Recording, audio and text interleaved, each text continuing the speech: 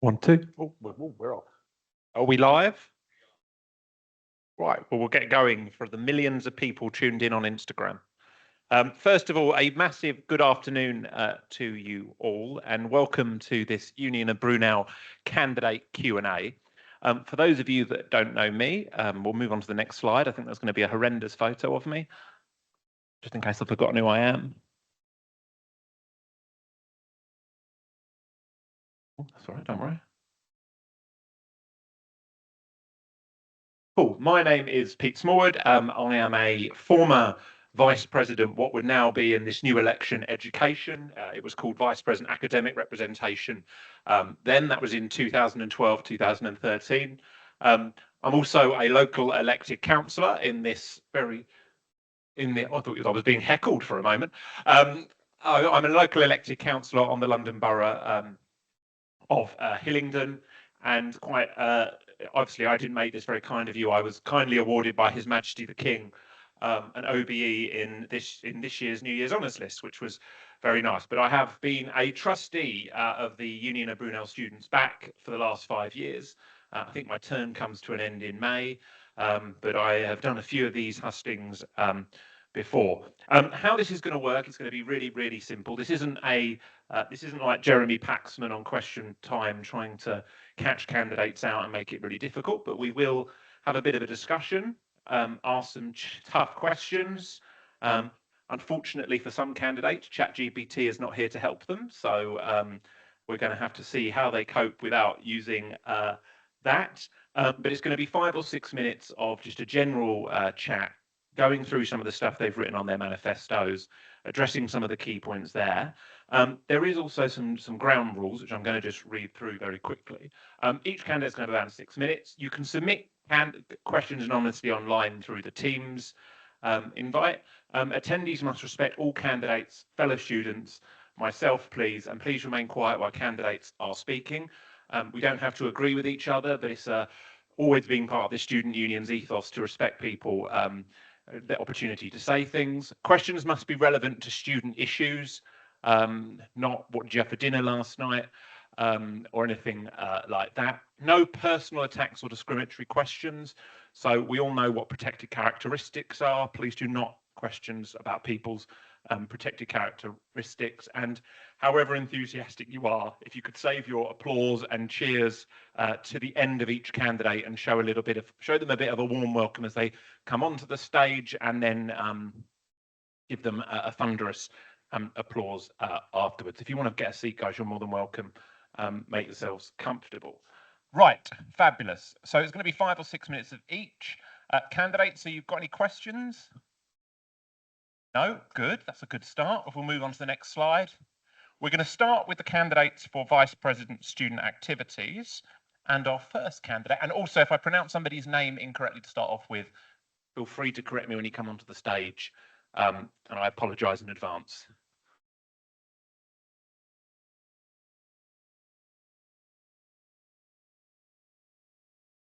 Okay, rule 1, no heckling. Anmol, please join us on the stage.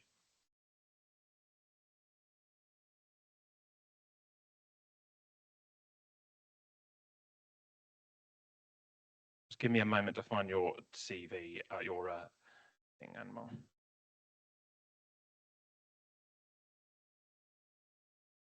Apologies, guys, these are not in order now, which is slightly annoying. Here we go, let's go. We're wasting time, man. Like, please, do it fast. Fabulous. Okay. Why did you apply for the position of Vice President Student Activities?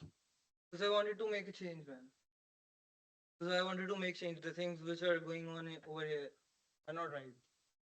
Okay, so what's not right and what you want to change? I mean, people, students. I've suffered a lot in this university. So, like, I want to make a change. I want to take life to positivity and all. Yeah. So give me an example of something that's gone wrong for you, and something that's gone wrong for you, as you've just shared with us, and how you would then change that. I'll try to know everyone's personal experiences and try to sort their lives and all. I've said it, like, in Union audio, haven't students listened about it? So why like asking the same question? Okay. Just all. All right. So tell us a little bit about your Global Village Culture Fair. What would that look like? Sorry? In your manifesto, you talk Yep. about to foster inclusivity, I will introduce the Global Village Cultural Fair, an annual event where students can celebrate their heritage through food and music. Tell us what that would look like. First of all, like we Indians only came to London, like don't know the basic things we need to do. Like we people over here, Indians over here, don't even have humanity in them. Okay, and I don't have anything to say actually, but I'll make a change. You can read it, whatever it is. I'll do it. Fabulous. Well, it's your manifesto, so I'm only reading what Yeah. you've written. Okay. So I'm just going to go through that. You also say, additionally, I'd like to develop a society growth toolkit to help societies expand and thrive. What would that toolkit look like, and how could societies use it to make their societies thrive? Like I was going to like give them ideas, society's ideas and all, so like they can involve students more. Like because obviously in student life in university, people don't involve themselves in society that much. Like I want to make that also change. They should know about the societies. They should know about every country, every culture, everything. That's why. Brilliant. So in your manifesto, there's not a lot about sport, and one of the big roles for a vice president choosing student activities is to take advantage and support our sports teams. What will you do to support sports teams in their quest to win bucks tournaments, to play on Wednesdays, and to get people to come and watch them? First of all, I'll personally take a survey from students. Like firstly, these all four things which I've kept in my like the I don't know what a poster. So like the four things I've kept, like I've took a survey from my own friends, people in university. I've seen my life, my own life in university. I've lived a lot. So in this whole year, I got to know these four things, which is a must for student, which is a must, like which they need. It's like they don't even want, but I'll make them do that because that's the positivity of life. They have to do it. They have to meditate. They have to love themselves. They have to be in the activities, like because physical is must. Physical and spiritual, mental, it's must. But in London, they are just running away. They're just running for partying and shit. And I know I myself love partying, but there's a way of partying actually. But people over here are like fucked so hard. So I want to make a change. Okay, the most important event of the year is varsity, and the most important job of a vice president student activities is to beat St Mary's. How would you increase participation for people maybe that are watching the event, but also how would you make sure that we had a successful varsity here or at St Mary's? Can you please repeat? I'm sorry. You know varsity? Varsity? I don't know. Sorry. You don't know what varsity is? Okay. So varsity is is a inter-university tournament that we have once a year with St Mary's, and we take them on in different sports. Yep. And then every team that wins a sport gains a point either for St Mary's or for Brunel, and then they win. How would you increase the amount of people taking part or the amount of sports in varsity? First of all, I can just try. I can just try. What I can do is I try. But I'll make sure the ones who are going for it, they are getting the best facilities, or like the things they want, the things they need will be done. Like obviously it'll help them. Yeah. Thank Like you. that. And it's their own personal decision that they come into that. I can just try to force. I can try, like I can push them, but they can push me back. And that's what always happened with me. I just try to push people to the positivity of life, but they don't want positivity. They don't want they want shit. They want shitty life. I don't know why. Okay. That's how people are over here. A reminder for everyone to mind their language, but I get your point. Have we got any Sorry, questions on Teams? That's okay. You're forgiven. It won't be anonymous, but if you go into the student elections web page, there's a link to take you to the Teams link. Okay, So if you have any fabulous. questions, please submit that online, please. And honestly, I don't even because things over here, like as I'm saying, things are going like the politics and all. I'm first, like I'm the first person who is just trying on his own. I'm alone. I'm literally alone. No one's helping. No one's supporting. Okay. I'll campaign myself, and I don't even care if I win or not because I know I am a winner. Because I know, because people over here You will say I'll say some bad words, but I don't want to say. But they deserve that. What can I do? What can I do? Okay, well, thank you very much. I'm going to ask a bit of a fun question to everybody at the end. And if you don't know, it's fine, but you're unlucky because everybody else gets to hear it first. If you could be a Pokemon, which Pokemon would you be and why? All the Pokemon. Okay, fabulous. What a good answer. Thank you very much, Anmol. Can we have a round of applause? Well done.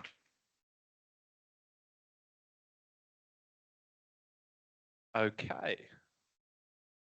Oh, yeah, yeah. I thought you'd given me a second one. I thought it was a bribe. Okay, our next candidate is Antonio. Is Antonio here?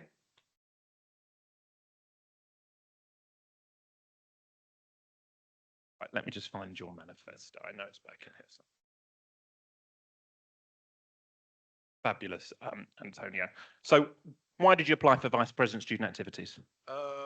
Well, as the social sec of the Brunel rugby team, I've been involved with many socials, many nights out, many sports events, varsities, the lot. And I feel like there's a lack of engagement and support around all these events. Fabulous, thank you.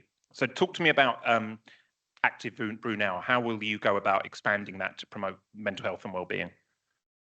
Just getting more engagement and more like awareness of the resources available within Brunel, and making sure students don't feel like they are on their own, so they have the opportunity to reach out and actually look out for help if they need to. Fabulous, thank you. You've got an awful lot on your manifesto about clubs. Yeah. Talk to me about what you're going to do for societies, which can be quite a diverse range. They can be religious, cultural, political, anime. Sorry. Just making sure there's just fair resources throughout all clubs, whether that be a sport club or, say, like you say, a religion club, and just making sure everyone has the same amount of funding, opportunities, and engagement. Thank you. You talk about being a community builder. Yeah. Talk to me a little bit about what you've done in your role as a social secretary, and how you're going to build a stronger community at Brunel. Well, as my time at social sec, I have created many relationships, whether it be with the student union, the venue. I also work for Red Bull at the moment, so I've helped use that to build events around campus. I don't know if you've seen, I've done a Formula One thing where everyone's got involved, had fun, and I just have the skills I've practiced over 2 years with Red Bull to do that. Brilliant. Talk to me about varsity. How would you increase the amount of people that are partaking in varsity, but also the amount of people that might be inspired to go in and to participate in one of the sports, even if they're not taking part? Once again, like I said earlier, by improving club attendance and things like that, that will naturally engage more people partaking. But for the spectator side of things, previous years, once again, working for Red Bull, leveraging that experience that I've had big trucks come down with speakers, put them around hotspots on campus, got challenges involved, and things like that. But external things that people maybe not playing sport could partake in as well. So whether that be like a little challenge or just something alongside the actual main day of sport. Thank you.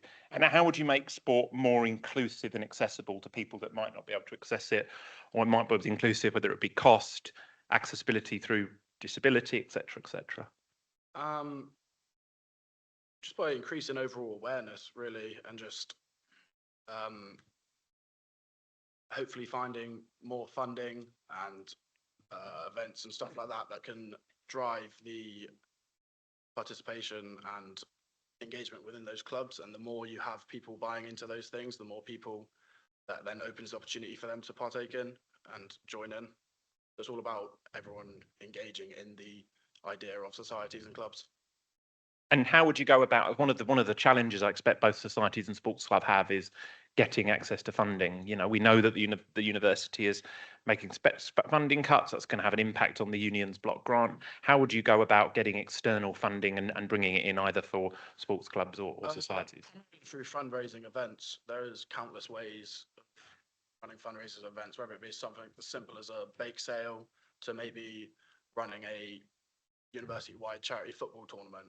Like there's lots of things that can involve the sheer size of this university and get everyone involved, which not only say if we did a charity football tournament, for an example, it'd involve people from everywhere. They'd all come in, make new friends, meet new societies, and it'd just be a really good way of expanding the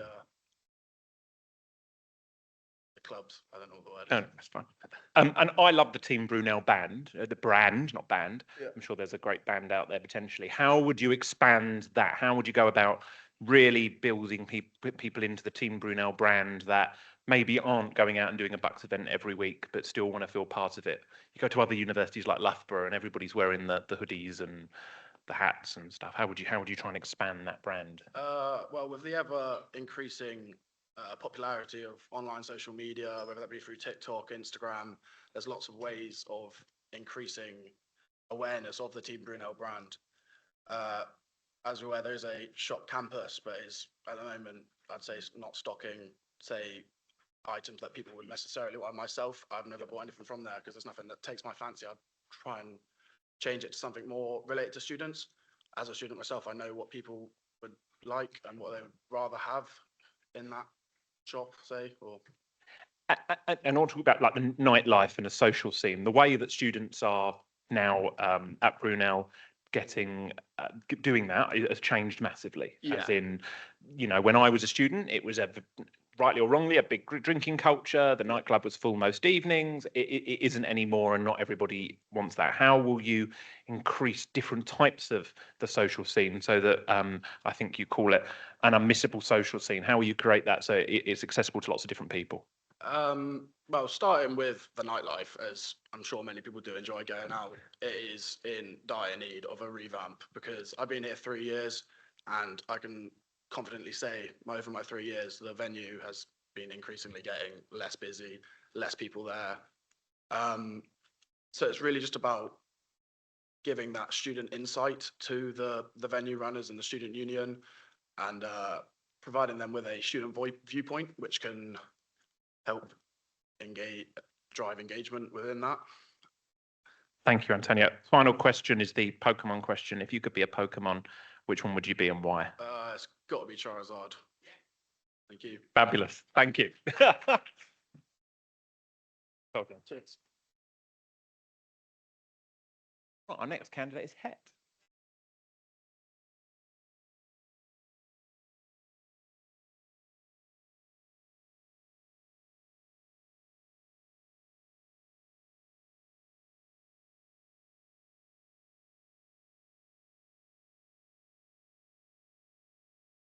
Okay, Het, why student activities?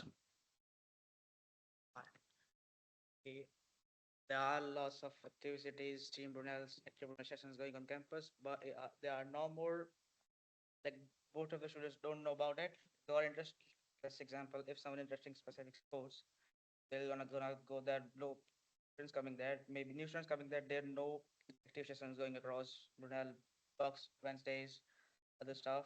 So gonna make it more engagement for the students as well, gonna include more students coming on campus. Okay, thank you. Your manifesto is quite short, so I wanted you to tell me a little bit about your experience at Brunel, things that you've done previously to applying for this role. Apart from the student activities, I'm serving as a Secretary of Business Society. Brunel, I'm also serving as a Vice President in Consulting Society. Also been campaigning around this union elections in Brunel. Thank you. Unmissable campus nightlife, bigger, better student-led events and nightlife. What does that look like? What would, if Het became vice president, what would nightlife look like at Brunel? Gonna make it amazing on the Brunel. Gonna make Party Brunel more active on campus, more, let's say, more specific themed nightlifes in the Brunel, making venue more active and stuff. More support for societies and sports societies, and you say better funding, resources and facilities. Where would you get the money from for better funding? Where's the money going to come from? gonna do some sponsorships for the sports clubs and teams. Gonna promote more team Brunels and the active Brunel sessions. So gonna maybe generate some more revenue for teams and for students participating for us. Brunel basically. Have we had any questions in online, by the way? I'm conscious that. Okay, I'll just keep ad-libbing then until we get some in online. How would you expand Active Brunel? So introducing some reward points students who are not participating right now. Maybe doing some pushing them to, if they're interested, maybe encouraging them to take a part in active Brunel, explaining the benefits.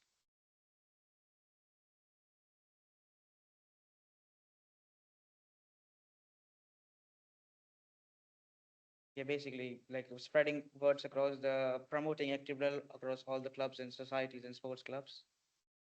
Thank you. You talk about making Bucks Wednesdays much bigger, and you talk about rewards and student-led events. What sort of student-led events and rewards would you like to introduce, and how does that integrate into to Wednesdays? So there are on Bucks Wednesdays, there are no more people participating in Bucks Wednesdays. To be honest, most people don't know about it. When I was in foundation here, to be honest, for first semester, I didn't know it's Bucks Wednesdays, it's going on and stuff. I'm gonna make some specific campaign or stuff, like people are getting engaged in Bucks Wednesdays, supporting our athletes who's doing participating. Last Wednesday was Bucks Wednesday. Last Wednesday, like for some volleyball matches against Portsmouth. Yeah, Portsmouth. There were like no people supporting our Brunel team and doing like supporting their. They were only people playing by themselves. Okay, talk to me about how you would try and do some work with RAG. Do you want me to explain what RAG is? Sorry, I've used a bad acronym there. Raising and giving. So Brunel has always had a raising and giving. We used to have a RAG officer. How would you start to do some sort of charity fundraising, charity events? Yes, so I'm doing some charity fundraising events across like collaborating societies or collaborating some team some Brunel sports club and stuff maybe. Okay. Talk to me about mental. You say you want to better well-being and mental health support, and you want to try and integrate that into sports and societies, which is a very important and noble thing to come up with. How do you integrate better mental health support into our sports teams and societies?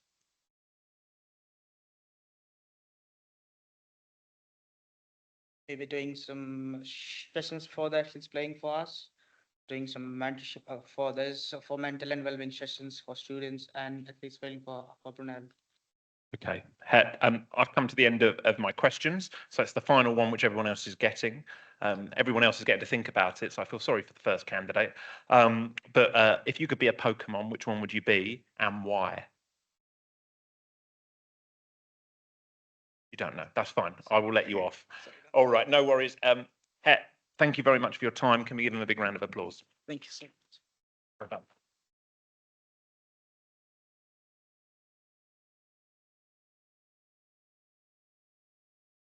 Vice President for Audio.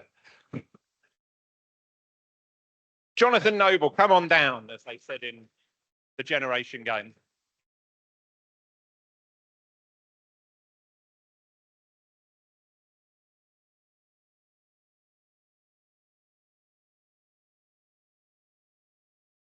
Tempted to ask you about the Six Nations, but I won't. Otherwise, we'll be here all day. Why Vice President Student Activities? I think I've been here for 4 years, mainly. I've been working with Rugby Union and Ealing Trailfinders for those past 4 years. Been working quite close with the union. I mainly do operations and management jobs in rugby. So that's kind of something I'm interested in. I think it's a role that suits me. And how would you transfer the skills you've learned doing that with operations and management into being a student union leader? I think there are certain things I've learned over the past 4 years that I think as a union we can do slightly better. I think working to try and promote more activities on campus and just a bit more what's it called, engagement, like on campus. I think, yeah, it's just, I've kind of lost words. Have you done any work? So obviously nothing wrong with this, but you're very sports focused, and there's always a candidates who are sports focused and those that are societies focused. Talk to me about the work you've already done with societies, or how you think you could support them to help them grow. And what would be your key priorities to supporting societies? So I think part of my priorities at the moment is just making it that if there's something you really enjoy and like to do, then let's signpost you to that thing. If there isn't something already in place, it's trying to get those processes simpler so people are more able to access like certain things. I know recently there's been wheelchair rugby been included, and that was work in partnership with St Mary's. So I think that's another thing that just increases the accessibility of just all activities within sports. So I'm thoroughly useless at every sport. I've got 2 left arms and 2 left feet. Yeah. But I'm quite good at darts. That's about it. Yeah. How would you get people who may not be great at sport or might be anxious, embarrassed, concerned about getting involved, but they're actually keen to do it? How would you get someone with a potentially, like me, a low ability in sport to get more involved? I think in your case, darts, I believe there is a darts board in locos.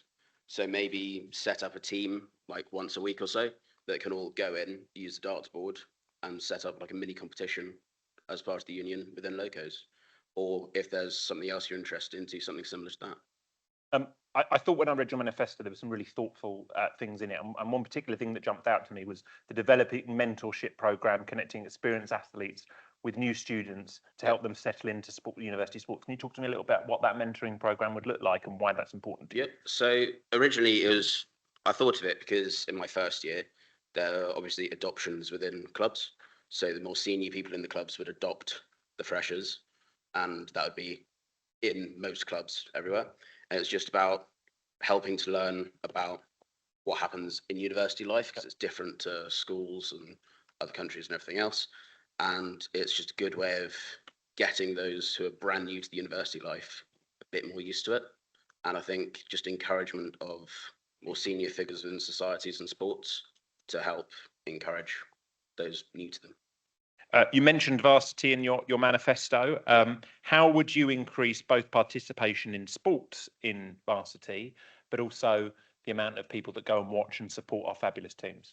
I think, firstly, participation in sports is just about making sure actually that there are sports for those people.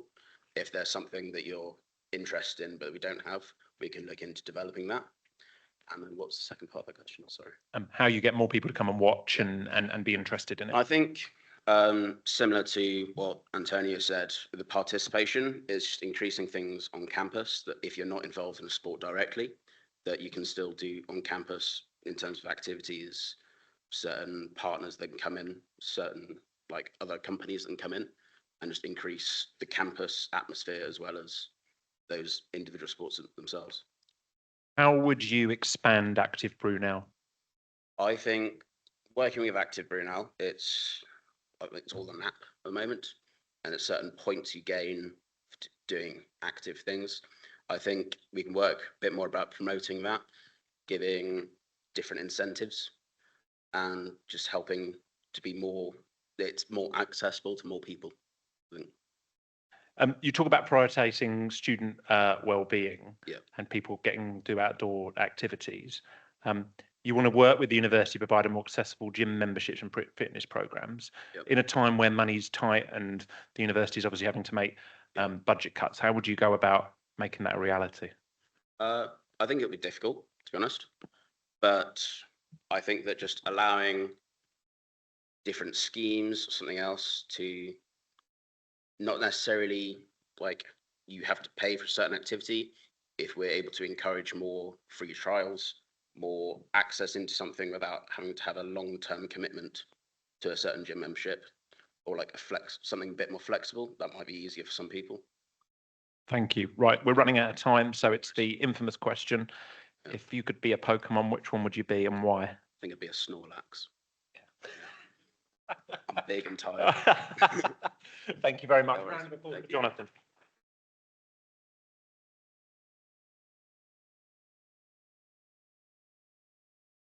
Nishant. You're Craig. Like to have a chat, you know. So just really like everyone, I'm having a little bit of online questions by the way.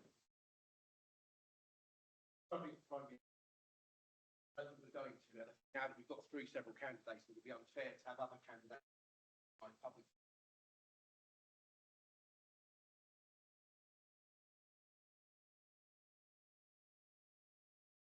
Nishant. No, not here. That's sad. Nafee.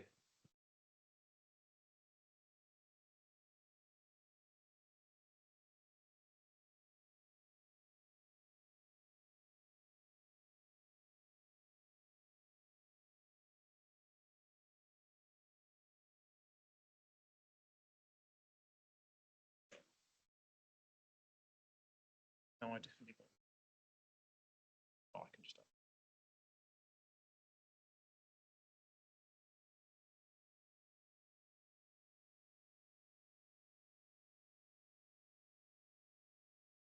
Nafee, thank you very much. Make yourself comfortable. Why Vice President Student Activities?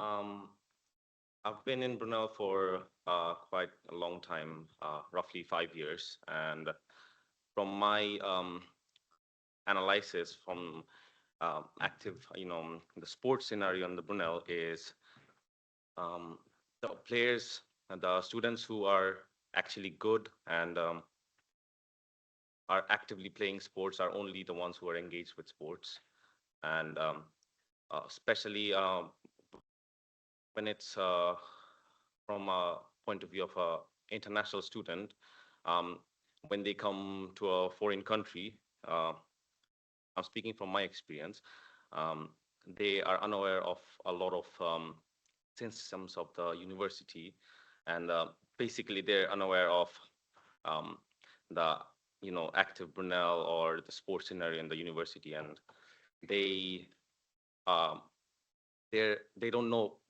how the selection process and what's going on. So in order to fix that, or improve that side of the university, since Brunel has majority international students, so to help those factors, I wanted to go for the um, position where you deal with the sports most. And I am working with clubs and societies for a decent amount of time. So I'm going to use those experience in that. Thank you. You talk about in your manifesto a fair and transparent selection to introduce a trial system for all sports teams to ensure the best players represent Brunel at Bucks competitions. Have you spoken to the sports teams about that? And do you think it's happening already? Do you think that's the job of the this year I was a part of Badminton Society and I was a secretary there. And the way the players who represent Brunel are selected is the committee selects them. Sometimes the committee is not experienced in selection. They don't play the sport, or there are different criteria that works on it. From my point of view, I feel like someone who is experienced to select someone, since those students or those players are going to represent the university, playing against other universities and probably get championships and um, awards from there. I feel like the way the selection process was happening, it wasn't favoring Brunel.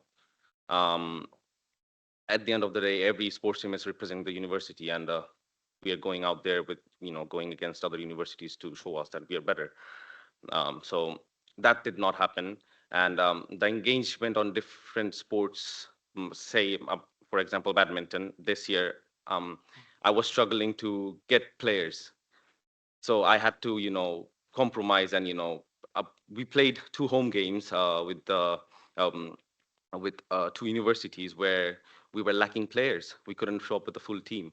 So things like this happen a lot, which are unaware, for a lot of people. And me personally, from my, experience in Brunel, I've seen that there there are students who are actually, you play those sports, but they don't know where this happened, when this happened, how this happened. So that's where, I felt there's a lacking, and I wanted to, address this and try to use my skills, or use my enthusiasm and passion for the Brunel sports teams to, work and make it better. Thank you. So how would you get more people involved? You've mentioned lots about societies, lots about sport, but how would you get more people involved with the various societies and support societies to get more people involved? So right now, what Brunel does is have a freshers fair, and they have every sports clubs and societies have their tables there, and that's where everybody shows up and shows their engagement. And except that, it's the union website where the updates are there, but there's no, um, say cricket, uh, say take the sport as uh, they do not do, like, if I want to know, or try to get players and students who want to play cricket, we should um, go around the campus having solo campaigns for, hey, there's a selection going on, we do this, there's socials here, instead of just posting it on the social media, and only depending on the freshers fair where people are going to come. I mean, a lot of people don't come on freshers fairs. Some of them are not available, some of them are still trying to come, like the international students come trying to come to the country, and they're not available at that time, and they're unaware, where that this club really exists, and there's actually competition going on with other universities, and that's where they miss out. So I would say, there's different ways to approach this, but going around the campus, having campaign days of this club, that club, and getting more engagement like that might increase the traffic. Okay, well, we're running out of time again, so I will do the final question. Yeah. If you could be a Pokemon, which Pokemon would you be and why? Always Charizard has been my favorite Pokemon, so I would definitely like to be that. The man in the hat there will be very happy. Thank you very much. Thank you. Thank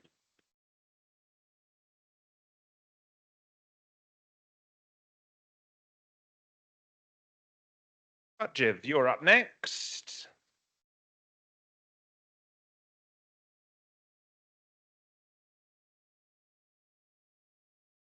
Have a seat. Rutvij. Yeah, Sorry, Rutvij. Thank you very much. thank you. Okay. Why student activities, Vice President? Yeah.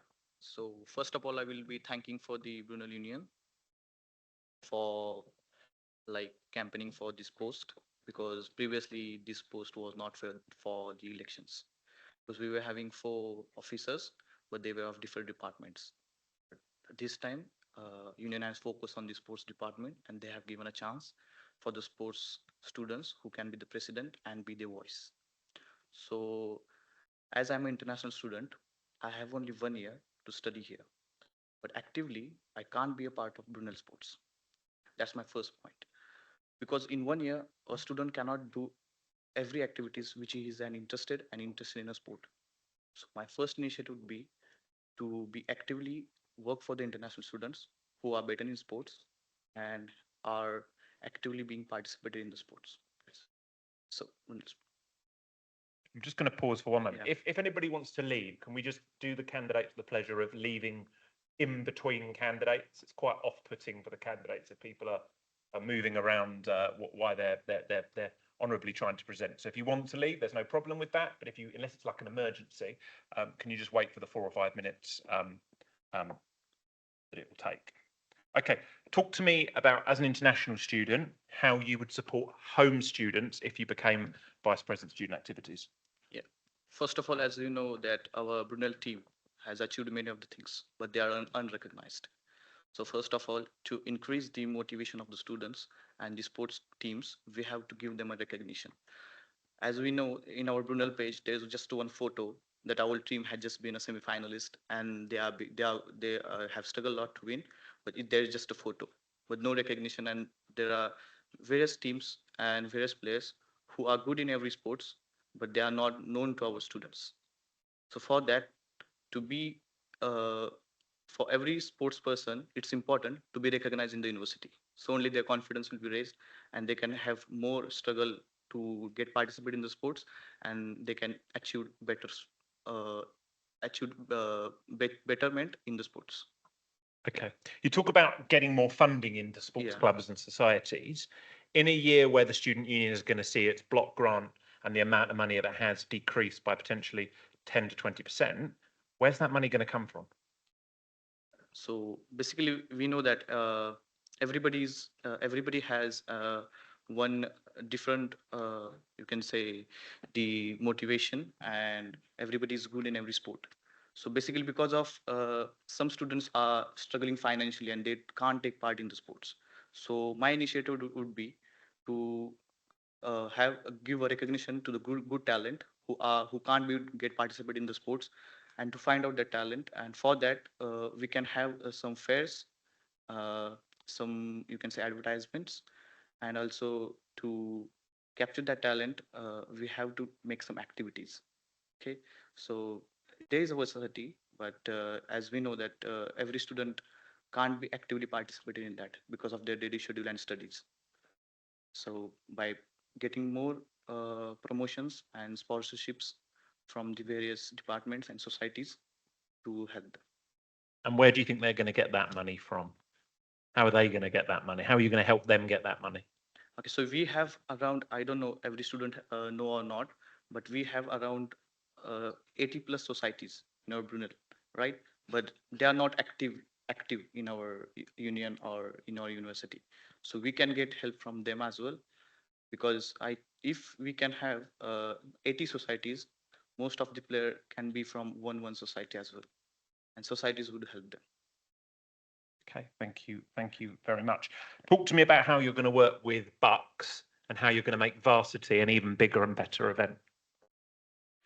So as I told you first time that our sports team and sports leader and the students who are actively in sports are not recognized. So when we give them a recognition and when we appreciate them on behalf of every student, they're doing a great thing, and because of their motivation, every student can be part of the society and society. As well as, you know that our Brunel is I think is very well known for business, but this year, I think if I be the president, our Brunel would be also recognized for the sports. Yeah. Okay. Part of being a student full-time officer is you become a trustee of the student union, Yeah. you sit on the trustee board. What do you think the most important function of the trustee board is in the student union? So, as we know that, as I told you, that active living participated with the students. So, for recognizing their issues, and as being a part of student activities, the activities which can help the students to make their future good, and as well as it would be help for their future as well, because only playing the sports can't help students to get a job. And some of this, there are some lot of sports students who are recognized, but somehow because of, like, you can say, the physical injury, or while playing the sports they might have a severe injury and they can't make further. So that would be like to the full stop of their career, right? So like being actively to the most of the students who have done something for the university but are not recognized, so that can be the point. Okay, thank you very much. We're wrapping up our time here, so you're Yeah. going to get the infamous final question. For those of you who don't know what Pokemon is, Google it. I don't know. You don't? I mean, Just I say know. Charizard. If you could be a Pokemon, which one would you be and why? That's like, I don't watch that much. Have not watched the Pokemon, but I I which one would you would? That's right. I like that. That's clever. Yeah. Oh, I don't know. What would I be? Jigglypuff. Soft and weird around the edges and loves to try and sing but can't. Yeah. Well done, Richard. Lovely. Thank you Well so much. done.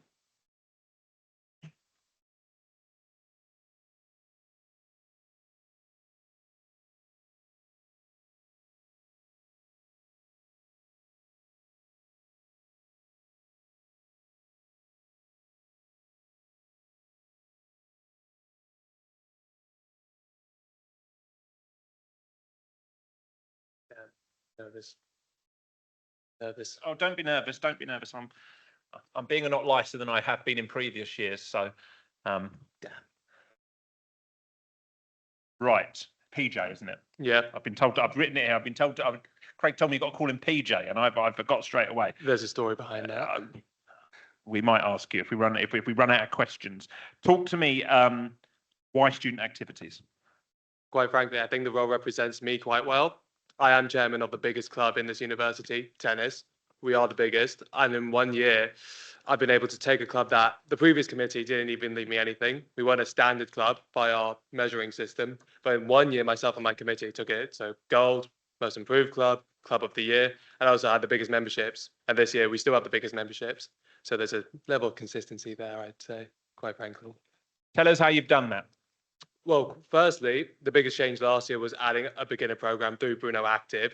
So it's engaging with our union and making sure we're accountable. A lot of the other sports that run Brunel Active, I'm not going to say who, they don't really cater to beginners. And every beginner that comes to me says, wow, it's nice. We're getting actual coaching for once. You know, I can learn a sport because quite frankly, when you come to university, it's kind of like the last big social bubble you're going to be in before you're off in the big wide world.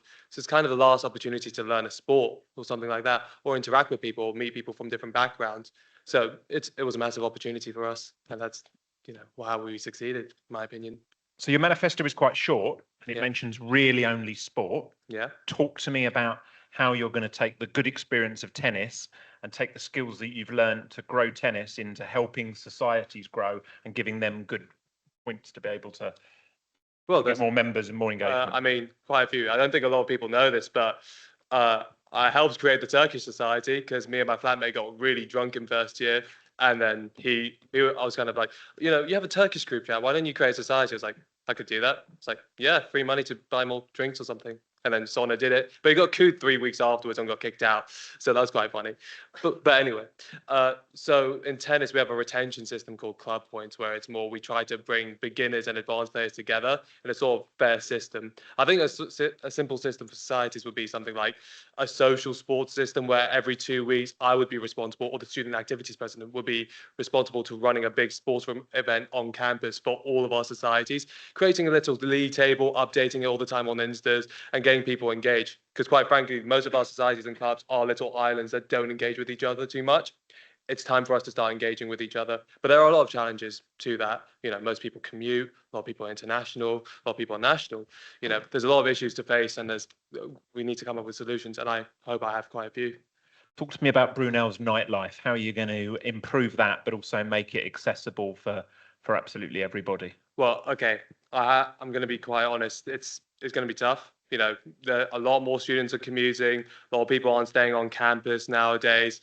It's a tough one. But I'd say the first thing a student activities president should do is hold individual committees accountable for their nightlife and then for their own social lives. And that way we can bring a community together. So I'd say forcing socials and forcing themes every 2 weeks or 1 week to be joint. So everyone has a pink night on 1 week, so it's not separated from each other. That way you build a big community, right? That's how you hold people together. You get everyone engaged in one thing, a nightlife, an LGBTQ night, a Turkish night, something like that, just where people can sort of belong together. And from that, you'll see a healthy nightlife and social life. Bring back the Oakham Mike night on a Sunday. That's what I say. Fair enough. There we go. We've got another idea. Talk to me about well-being, mental health support. How do you, as a vice president of student activities, support people's good mental health in sport in particular? I'm interested in. I'm going to be honest. I think the union have done a good job, in my opinion, of trying to tackle this issue. They've done so directly over the last few years. All of our placement officers have done their best. But it's an issue of not tackling it head on, but just being a bit more implicit about it. So something small like Brunel Active and holding individual clubs to account, making sure that they run sessions for beginners, not just leaving them to their own devices, but getting people's foot in the door and getting them invested. Because you can talk a lot about mental health, we can talk a lot about well-being, but it's actually following through and holding people to account. Our well-being department, they kind of leave people on red for a long time. They don't set up appointments on time. There's a lot of issues that we have. We need to hold people accountable if we want solutions to these problems. All right. And obviously we're lacking the infrastructure nowadays with the money issue and whatnot. Thank you. Raising and giving. What sort of ideas off the top of your head do you think we can do to bring back Brunel's proud history of supporting local charities? Firstly, I'd say if you run a sports club or even a society, you know the system of cases and how it's set out. I think firstly, cases should be sent as a document at the beginning of the year, not towards the end of the year, with certain goals and development. For example, RAG. We should tell students how much money they should raise for a specific charity. We should link societies and clubs with the national governing bodies and get them involved as well. In tennis, we've done that in 2 years. I don't see why with other sports we can't. And more often than not, you'll find with these national governing bodies, they're already linked with charities that you can help. And these charities are more than welcome to come in person to help you. There's a reason why in tennis we raise to the British Heart Foundation more often than not. They're linked with the LTA. I'm not surprised. I wouldn't be surprised if they do this for every other club, right? But it's holding these clubs to account, which I know they don't want to hear, they want help, but it's also a two-way street. We need to hold you to account, you hold me to account, and we work together to fix these solutions and bring back these events, bring back these fundraising events and these systems by which we as a university can be a major economic powerhouse and a powerhouse of the local community. Thank you very much. We've run out of time, but we'll move on to the question that everybody's had. I might change it up for the next role. Who knows? If you could be a Pokemon, which Pokemon would you be and why? I would say there's a Pokemon called Reshiram that I quite like. It's purely because it's a Pokemon that seeks to live in a world of truth rather than one of lies. So I aim to create that world. Thank you very much. A Pokemon, Best guys, luck. let's go. And I saw a few people there making a little heart and taking a photo. That's very kind of you to do that for me. You've made my day. Thanks. Who's next? Okay, we've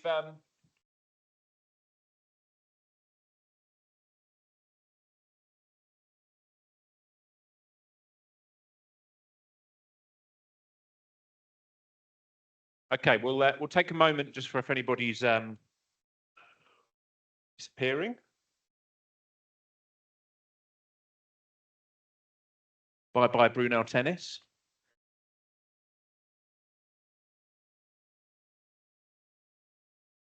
Okay. We now move on to what is definitely the best role, Vice President Education. Abhishek, nice to meet you. Yes.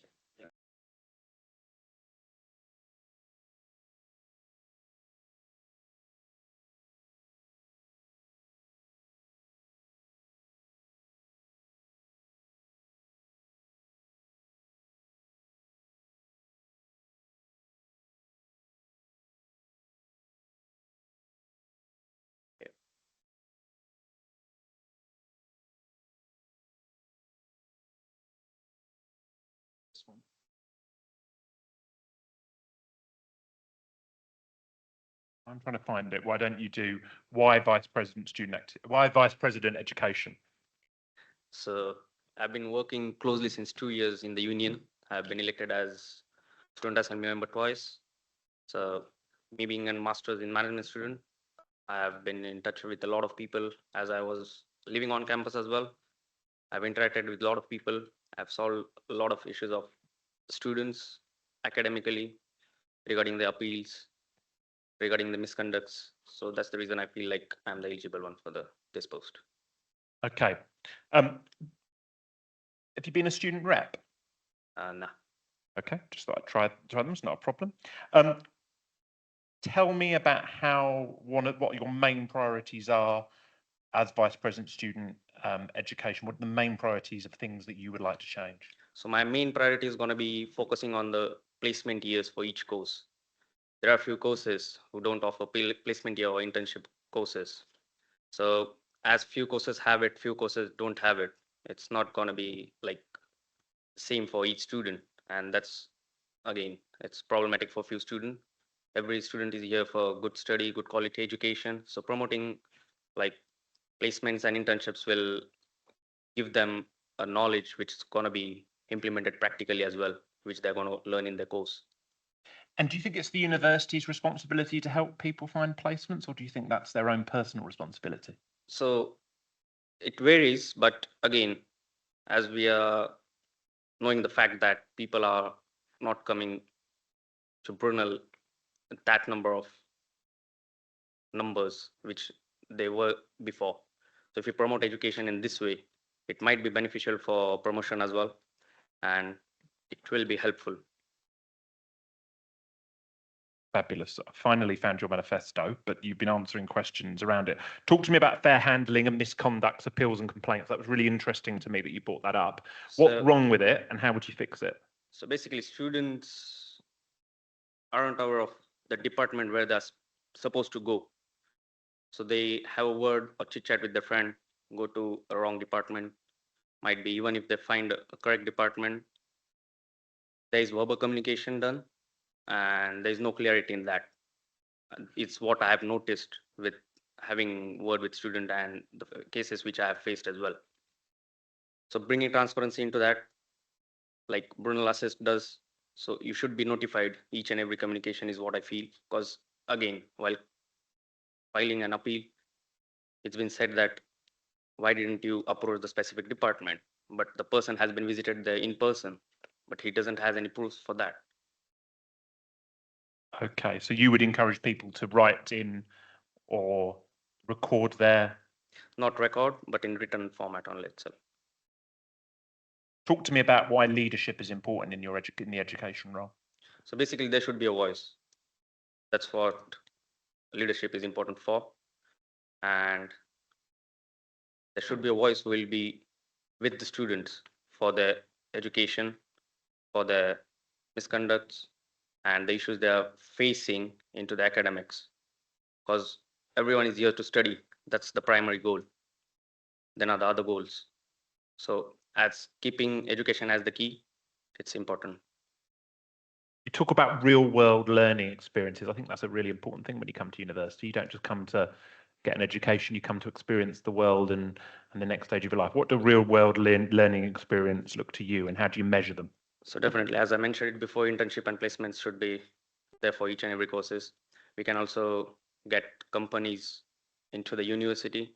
We have job shops, but we have job fairs as well. But promoting it in like more detailed way and giving students the exposure of the market and giving them the practical learning will help them a lot to boost their career. Talk to me about how you said you have an interesting about rewarding volunteering and extracurricular activities with non-academic credits.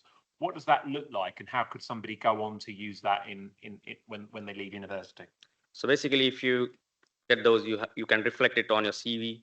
That will be beneficial for you later on. So that as skills like leadership, as you mentioned before, it also plays a key role for your job descriptions and all the stuff. Even if you perform in a multinational company as well, if you have qualities like this and you're able to portray it, it will be great. Even if it's in form of academical credits, I'll just look for it and I'll try to make it sure that it happens, because again, it's going to be reflected on your certificate as well, and it's going to be beneficial for you. Okay. Talk to me about why you're a good communicator and a negotiator. You mentioned communication and negotiation skills. Give me an example of where you've negotiated something in a difficult situation. So yeah, basically, I'm from management background. I've completed my master's in management. I am working in a company that's Pineworks. I am working as a business developer over there. So yeah, as a business developer, you have to look after a lot of things. So there are a few clients who are tricky. So negotiating, like getting the issues, like you should understand the issues first, then giving the resolution for the issue. It's going to be a great negotiation. It might be in any factor, but yeah, that's hands-on for me because I have interacted with a lot of people, and as I've mentioned it, I have solved many cases as well. Have helped people for their educational support as well. So that's the reason I feel that I have those qualities. The university is currently undergoing quite a big restructure where people are potentially going to be out of their jobs. There's potentially going to be less money. Do you support the university or not? And either way, if you were to do something differently, how would you do it differently? So it's a tough one actually. Finances, as we all know, it's a tough situation right now. But yeah, when you'll support university, then only you can work hands on, hand in hand, and get the solution from this situation. So, like I said, we can draft a plan, we can make changes in the courses, promote them in the right way so that we can get a number of students again, which we are missing out right now. Thank you very much. Right, final question, I will keep it the same. If you could be a Pokemon, which Pokemon would you be and why? Sorry, I haven't. You don't know thought- Pokemon? nah, No, I okay, haven't. all right, I'll let you off. Maybe I'm gonna have to change it up, I don't know. All right, thank you very, very much. Well done. Thank you. Oh, we're not gonna, I think we just. Sorry, okay, we're gonna do questions online. I thought we. Okay, all right, we'll take the question online very quickly, if that's okay with you.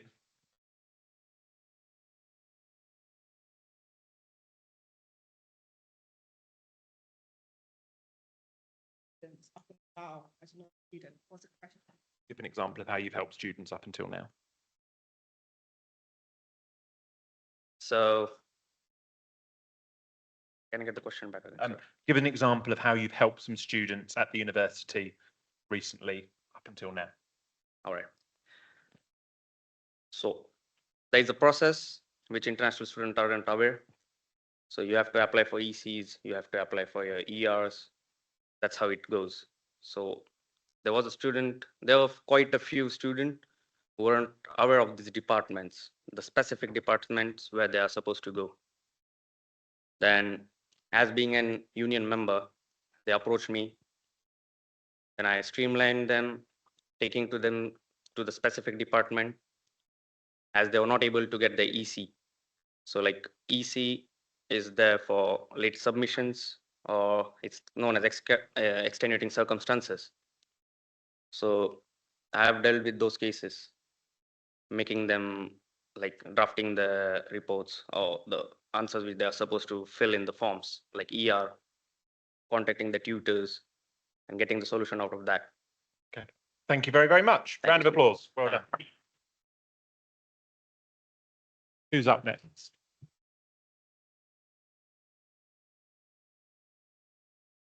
John.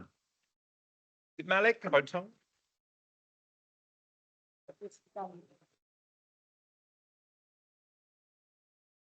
Give me a moment to find the best guy.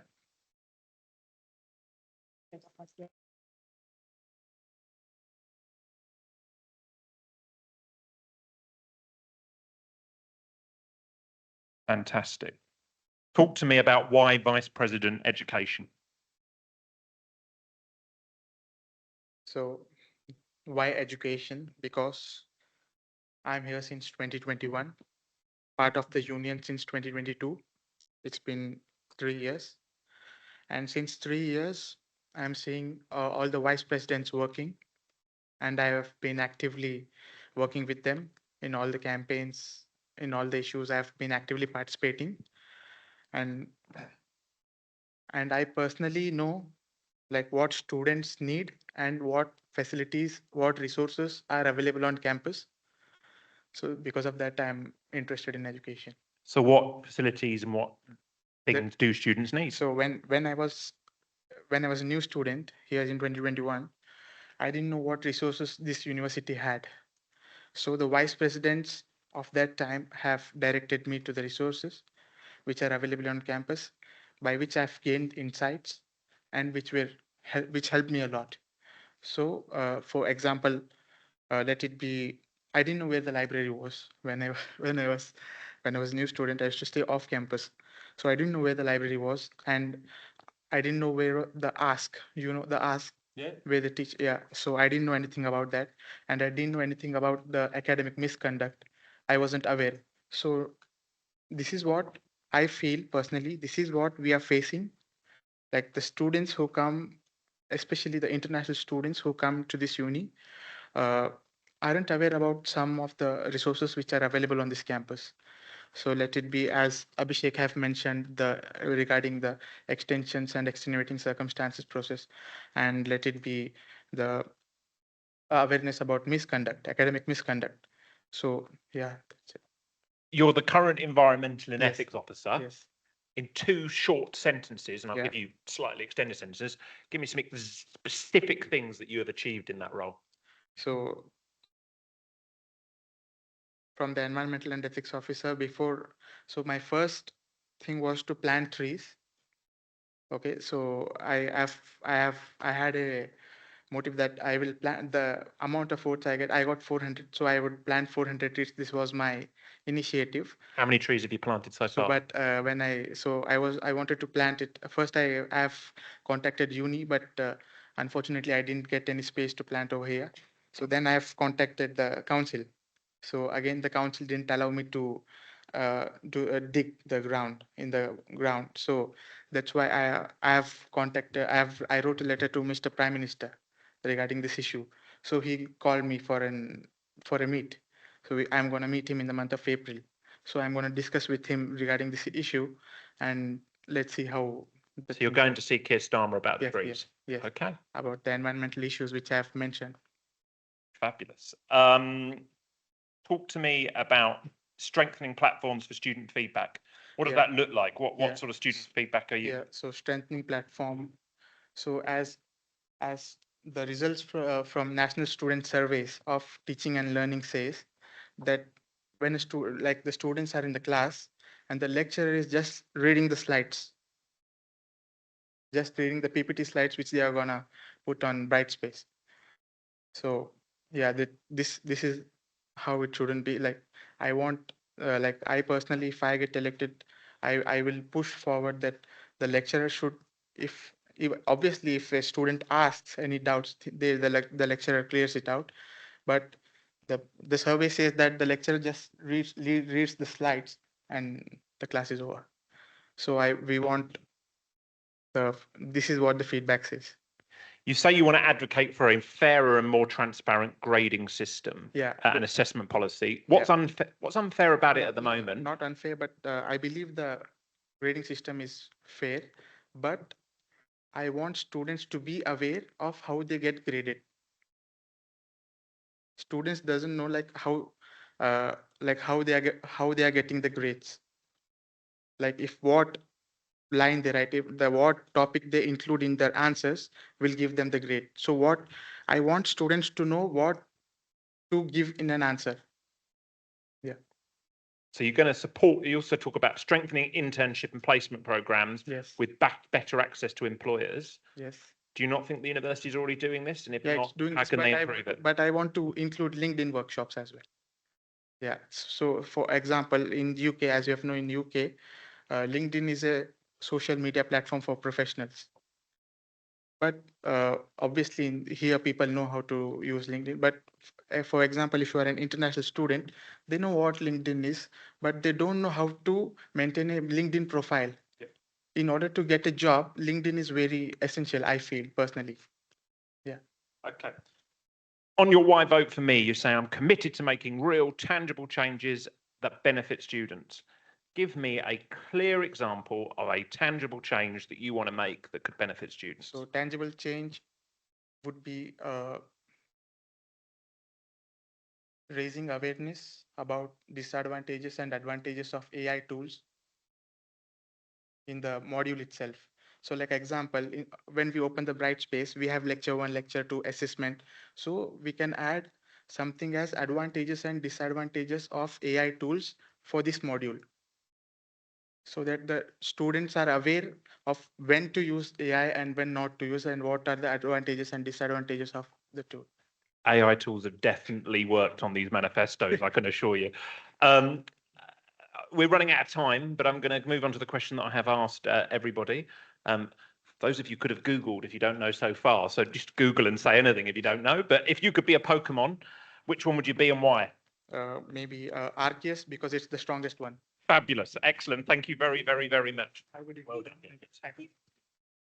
Oh, there's a question online. Sorry. Oh, your apologies. Somebody has come in online. Over to the online question. Maria. So it says that many initiatives uni take for students to take part in. How do you tend to raise awareness and increase engagement?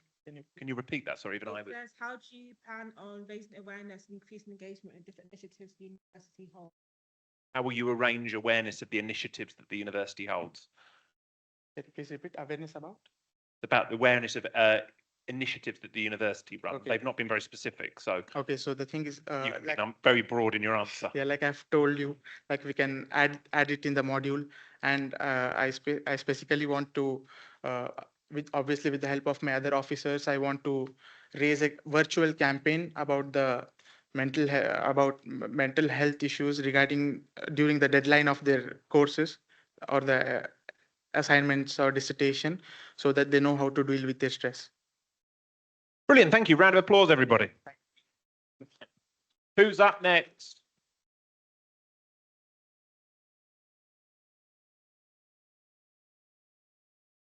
Michael, come on down.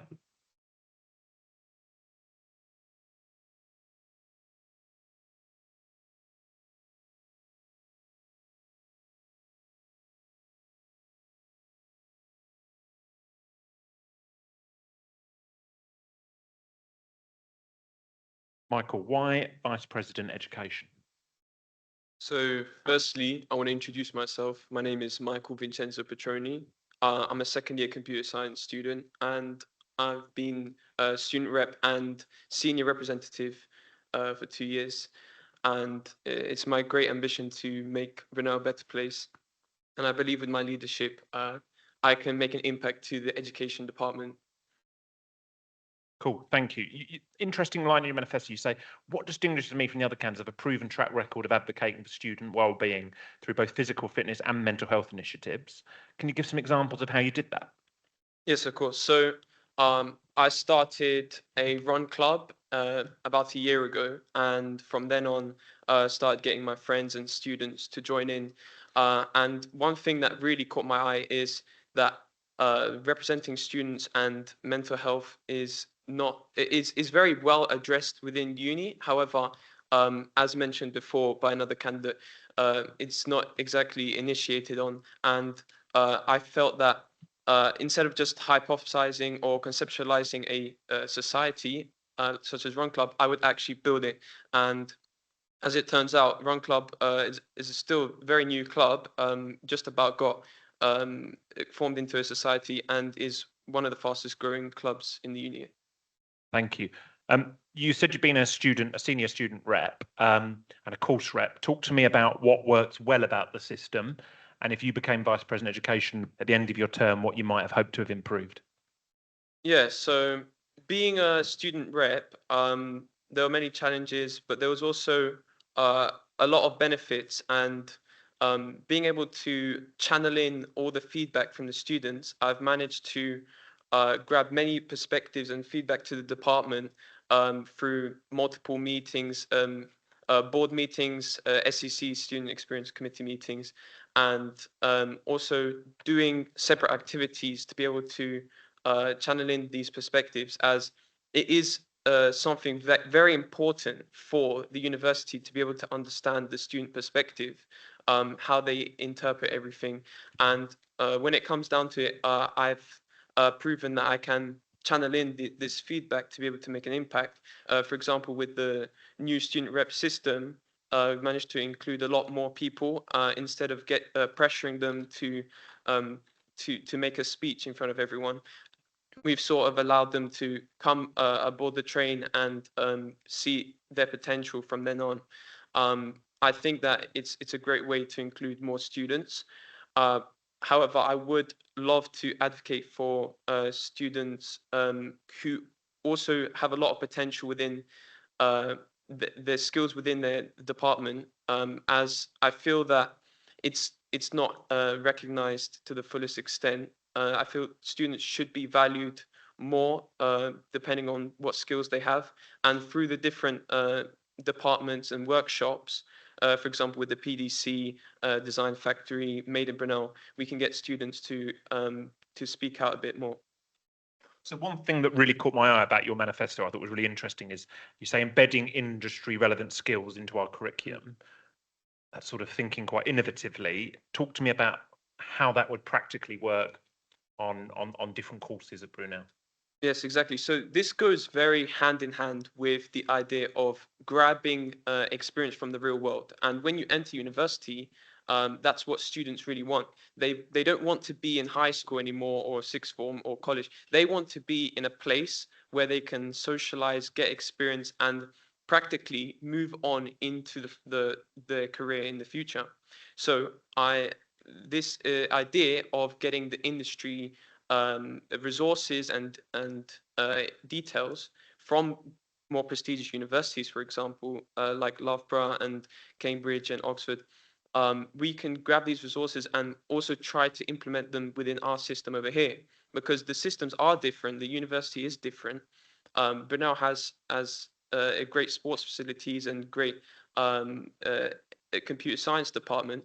But when it comes down to it, I feel that there's a lot more opportunity, and I'm a great person for opportunity. I feel that by taking a look at what the wider industry offers us, we can then try and implement it within Brunel. Thank you. University is undergoing an awful lot of changes. There's going to be some quite major job cuts, potentially some quite big savings that need to be made. Do you support those big savings and those job cuts? And if not, what would you do differently? So it's quite interesting thing to talk about, because as it comes down to the expenditure and the funding from Brunel, there isn't obviously an underlying issue with the staffing and the timetabling and how much money can be spent. But I think that by growing a more a culture of participation within the university, we can sort of fill in those gaps that we have. If we get students more involved through like rep systems and other workshops, we can definitely fill out those gaps if there is shortages, and especially when contributing with other universities and building closer relations with them and the industry. Not only can we actually fill up those gaps, we can also propose more innovative solutions to be able to spend the money at Brunel. Thank you, Michael. Final question, whichever you're already going to know what it is, but if you could be a Pokemon, which one would you be and why? I would be Zekrom, the legendary Pokemon. It's in contrast to Reshiram, which is a Pokemon of light, but I want to be sort of like that dark tunnel with a little bit of light at the end, where I can spark more energy using his electricity powers in the future. Thank you very much. Round of applause for Michael. Peter, Oh, there's a question online. Sorry, I keep forgetting these questions online. someone asked, do you know what the issues or challenges are on other courses and what you plan to do for those students? Thank you very much for that question. So I actually missed out something important in my manifesto, which is there is a department workshop which is called PAL. It's peer assisted learning. I would love for peer assisted learning to be implemented within all departments, and for this, because it is currently now in only the major departments, colleges, and if we have to implement them in all of them, I think we have to build up a stronger community for the PL. So I'd love to help contribute to that, because I am heavily involved within the PL system, and I've been doing it for this entire year, helping year one students with their work, allowing them to get a better insight into their year two work and year one work as well. And especially with the many challenges that year one students have, I think building a stronger PAL department will definitely benefit the students that come into the university. And from then on, I think it would be a great opportunity for the university to progress. Thank you, Michael. Well done. Thank you. Mohammed, come on down. Oh, nice to see you. Oh. Right, let me just find your manifesto. Someone's drawn you a nice thing on there. Talk to me about why Vice President Education. Firstly, thank you everyone for coming around. Thank you for giving your time in. Why Vice President? Is my voice very loud, or is it? Absolutely fine, yeah. Perfect. So why education? Because I have been at Brunel for the last 3 years now.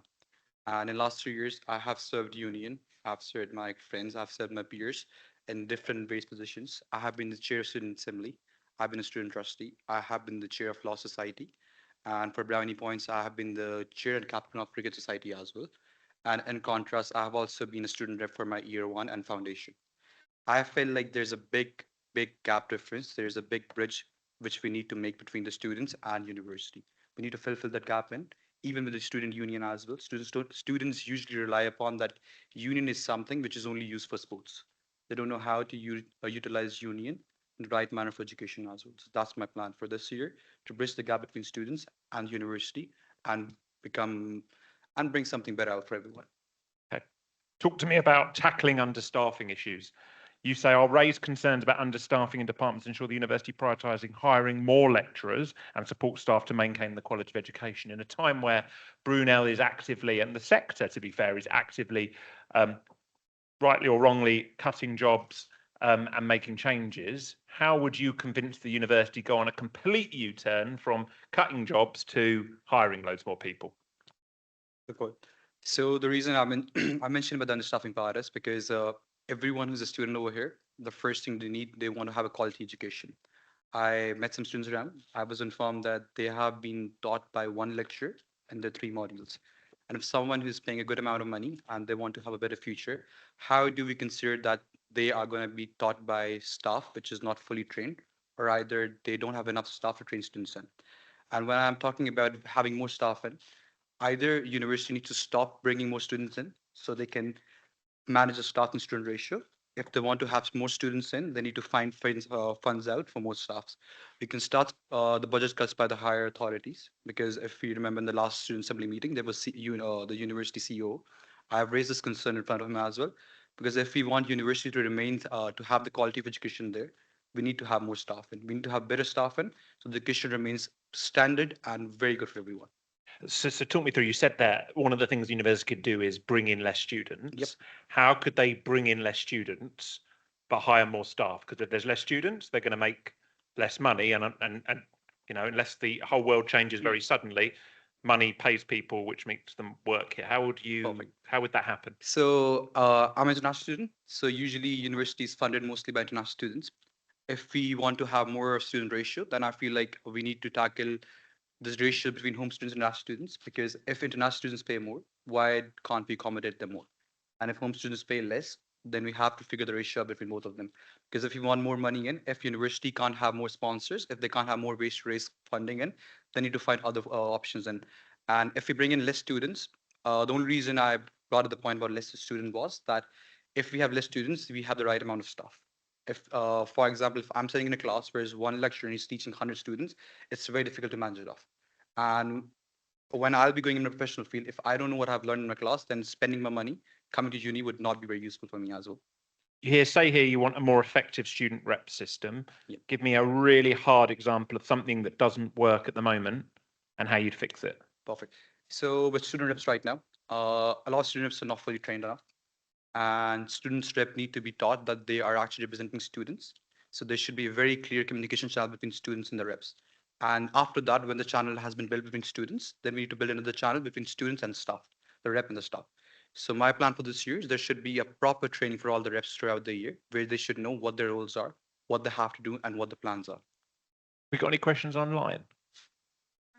We haven't, it's not a problem. How will you ensure that the focus on employability and industry connection does not detract from the importance of a well-rounded education? You have to repeat yourself, I can't hear you. How will you ensure that the focus on employability and industry connection does not detract from the importance of a well-rounded education? So I've only understand the employability part. First thing I couldn't hear. You weren't audible. It's to do with employability. How would you make sure that employability didn't get in the way of a well-rounded education? Perfect. So firstly, I feel like with education, the second most important thing is networking as well. And as I've mentioned in my manifesto, my plan for this year is that I would like to involve other student unions, firstly, because if we have more networking opportunities, the employability would be increased. Then we have more people coming in, we have more voices, we have more people who talk about it. And this is how we could have employability with education throughout the year. How do you work directly with people that might not agree with you? It's very simple. We are humans. We could have different point of views, but in the end of the day, what matters the most is students and what is better for them. If we have different sort of opinions, if we have something which we both don't agree upon, we need to find common grounds. And if we have common grounds, then we can move forward. Because there's not having being rigid about something doesn't take you far. Thank you, Mohammed. Welcome. If you could be a Pokemon, which Pokemon would you be and why? I'll be Pikachu. And why? Because very electric, very smart, and lastly, very compassionate. Brilliant. Thank you so much. Okay, thanks. Fabulous. Thank you so much. Tanya, come on down.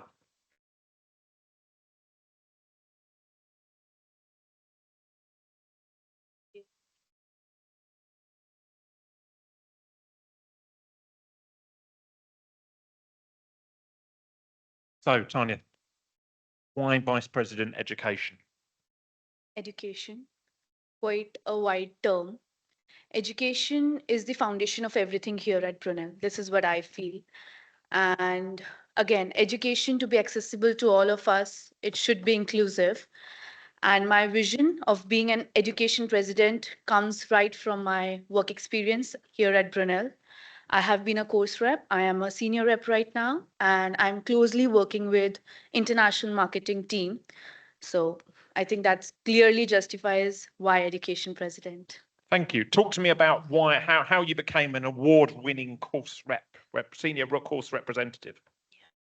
I started my journey here at Brunel in September 23, and it was a quite tough journey for me, ups and downs, but overall a very positive and a lot of giving journey to my career as a whole. If I talk about my award winning course rep journey, I have closely worked with academics, provided them suitable feedbacks. I have closely worked with students, listening to their needs and demands according to the academic structure. Because when we come here from a different country or from a different place, the academic structure is quite different from that of UK. So we need to figure out how this transition is a smoother one. To figure it out, I did closely work with them, and at the end, Brunel Business School awarded me with John Quinn Memorial Prize, which is awarded to a student rep who closely works with the student throughout the year. Congratulations. Very, very good. you. Create a structured feedback system where students receive updates on their concerns that are being addressed. I didn't really understand that. What does that mean? If I talk about feedback system, currently Union introduced Uni2, which I totally appreciate and it's going well. But what I feel is somewhere down the line, course reps and senior reps, they are being underrated. They are not being supported enough to understand what actually their work is. If I talk about my journey as course rep, I got to know what I have to do 6 months down the line, which was quite a big time. I could have utilized that time to work with students, to focus on academics, and to have a better response from students in academics in terms of assignments and results. Building a stronger alumni network. What made you want to be involved with people that might have left rather than the people that are currently here? When I was planning to come to Brunel and start my journey, I was looking forward for people who already studied at Brunel to talk to them, to understand what actually, because we are here for ROI.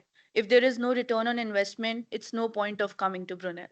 So, getting that strong alumni network will definitely help us understand what kind of alumni the Brunel produces, the kind of graduates Brunel have, and where are they right now, in which fields they are succeeding right now. So, I think that will give a good initiative to this employment sector, basically. Okay, thank you very much. Talk to me about academic governance. That always gets people like me excited. Not many people get excited by academic governance, but I do. How would you improve academic governance and hold university to account? So basically, if we talk about academic governance, it's very important for an education president to act as a bridge between academics and the students. Many a time students face issue and they're hesitant to reach to their academics, even course reps, senior reps. So I would make sure that they have a smooth bridge between both the both the departments, academics and students, so that they can easily access and provide feedback to their academics, and the academics can work on that, because I feel that academics here are quite supportive and they are open to feedbacks and they definitely work on that. So I think that would definitely work out. What does a courseware town hall look like under a Tanya vice presidentship? Sorry? What does a courseware town hall look like? You said introduce regular student town halls. Yes, so student town halls, basically, there should be some weekly catch-ups or maybe monthly catch-ups wherein course reps catch up with other students of their courses and they get to know each other. If I talk about again my journey, because when I was preparing this manifesto, I was just looking forward to things that I didn't get when I was at my during my student journey. So when I was there, very few people knew what course reps are and who my course reps are. Even despite Union definitely promotes that on their social media and stuff, but I feel students hardly check that. So for that, these town halls and these catch up meetings, this will definitely help students understand their course rep better. Thank you. Well, we've sort of run out of time, but thank you very much for your answers. We've got one question online. Are there things you have noticed around the campus that people don't notice or talk about, and how are we able to help them as education president? Sorry, can you? Have you noticed things around the campus that people don't often talk about, and how would you help them as vice president education? I have noticed that people generally don't talk about the feedback that they get after they get their grades. It is generally provided in the vice flow in the feedback section, but it is not that detailed and productive feedback which they can use for their next assignments. So I would definitely work on that and talk to academics, maybe create a feedback week like we have learning week. So we can collab with that learning week and create a feedback week for the assessments and the grades. Thank you very much. Tanya, if you could be a Pokemon, which one would you be and why? Sorry, I don't. You don't do Pokemon. Okay. All right. No worries. Thank you very, very much. See you soon. Thank you. Okay, I think that comes to the end of our Vice President Education. A very interesting and good selection of candidates for you to consider. We're now going to move on to, I was going to call it Vice President Community Welfare, but that was 10 years ago. Vice President Welfare and Inclusion. And our first candidate is George.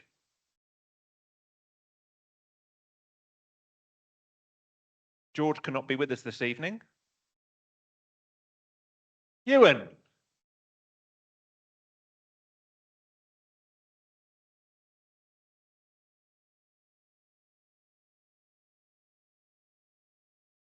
Now, I apologise if I call it community welfare throughout the evening, but I'm going to do my best to remember.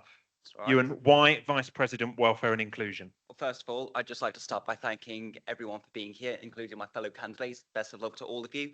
Democracy only works when we all put our names forward and when the community comes together to partake in the process.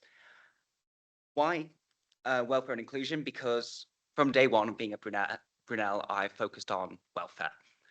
It's on securing good financial support for students, whether that's through the hardship funds, through housing, through a multitude of means. And it feels like the natural successor to what I've been doing in my work as the elected Home Students Officer for the last 6 months.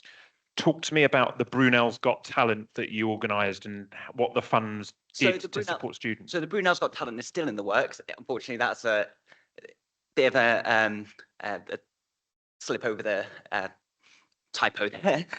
So Brunel's Got Talent is a plan for a talent show. So we just get students to come along, pay a small entrance fee of about £1.50, and any proceeds from entrance fees or snacks and drinks go into the hardship fund, which unfortunately we've had to cut. So we used to have 2 levels to it, where it would be one level for students in more urgent need with costs that were higher to pay to provide for them, and a lower one, a less substantial amount. I wanted to bring that back, but unfortunately that's had to be consolidated into one amount, which is smaller for this year, obviously due to the cuts that the uni's had from its block grant. Fabulous. Talk to me a little bit about, and you say, but I also know the challenges we face are not just personal, they're systematic. I'm deeply concerned about the threat to staff redundancy. Absolutely. What would you do to support the staff or lobby the university to make a difference? Well, first of all, solidarity to the unions. I'm a union man through and through. I stand on the picket lines with them. I sit on the university council, and when I'm there, I tell them I do not like the fact that these staffing numbers have been cut. I tell them that, and I tell that to every student who will listen within earshot. They know that I'm there on the picket lines. They know that I'm there trying to get people aware of what's going to happen, not just to education, not just to welfare, but also to these people who are also losing their livelihoods, potentially people who've been here for decades, losing their jobs. Like it's not a one-way partnership. It's both ways. They provide to us, but we also provide to them in a way, and that's what I'm trying to advocate for in this role. Thank you very much. Talk to me about the student pantry and how you'd establish that, what that would look like, and how students could access it. One of your ideas in your manifesto. Absolutely. So we do have a student food bank at the moment, but it is very it's quite closed off. It's not a very open system of doing it. You have to be referred there by the union and say you're struggling with food, which I think is a really, I think there's a taboo around that to go, I'm struggling to feed myself. So what I've said is I want it free at the point of use, free from the point of judgment. I want people to just be able to go in, think non-perishable, so tin foods, pastas, rice, etc. And I want people to go in there and just collect what they need without having to go to anyone to be referred there. They just know where it is on campus. You can go there and you can take and leave without having to live that fear of taboo and that judgment that I think so many people dread when they're in these situations. Brilliant. You speak very passionately in your manifesto about supporting the safety and the well-being of the LGBTQ plus community, something that's close to my heart as well. How would you support other groups in liberation categories, women, disabled people, to make sure that campus is a well and safe place for them? Well, first of all, I myself will not have all the answers. That is why a welfare and inclusion president must be a listener, not a leader, a listener.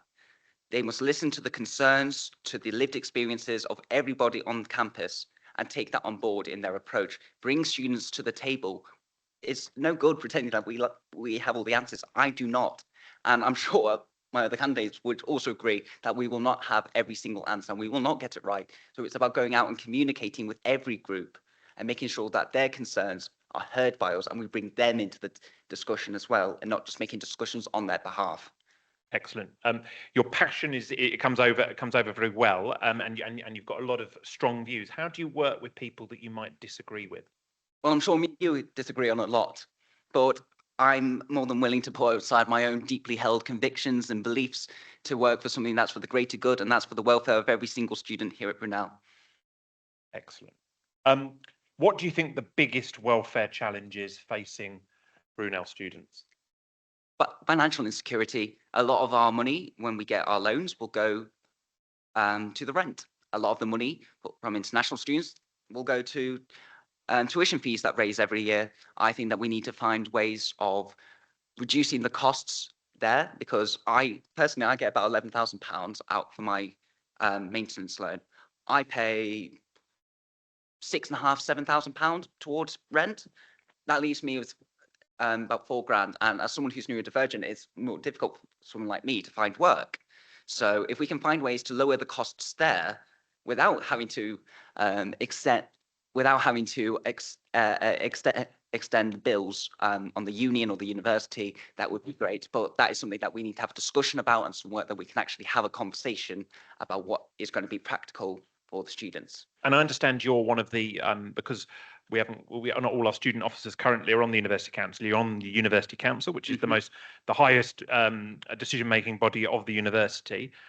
What work have you been doing there to stand up for Brunel students? Well, there I also sit on the finance subcommittee. So while I was there, I did argue on behalf of the there's currently discussions surrounding tenancy agreements for student accommodation being extended to 40 weeks. So while I was there, I said I have concerns about the fact that students might go to a 40-week contract, which even though it might be 300 quid, that's 300 quid that might go towards the shopping Brilliant. We have actually completely run out of time. We've run a bit over. I lost track of time slightly. So we'll end with, if you could be a Pokemon, which one would you be and why? Charmander, because the fire represents health, and when it's glowing bright, it means it's very happy and feels good about itself. Brilliant. Thank you very much.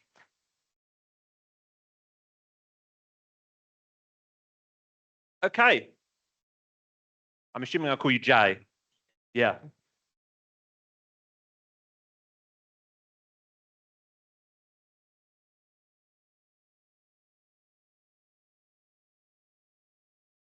Okay, Jay. Why this particular role? Why welfare and inclusion?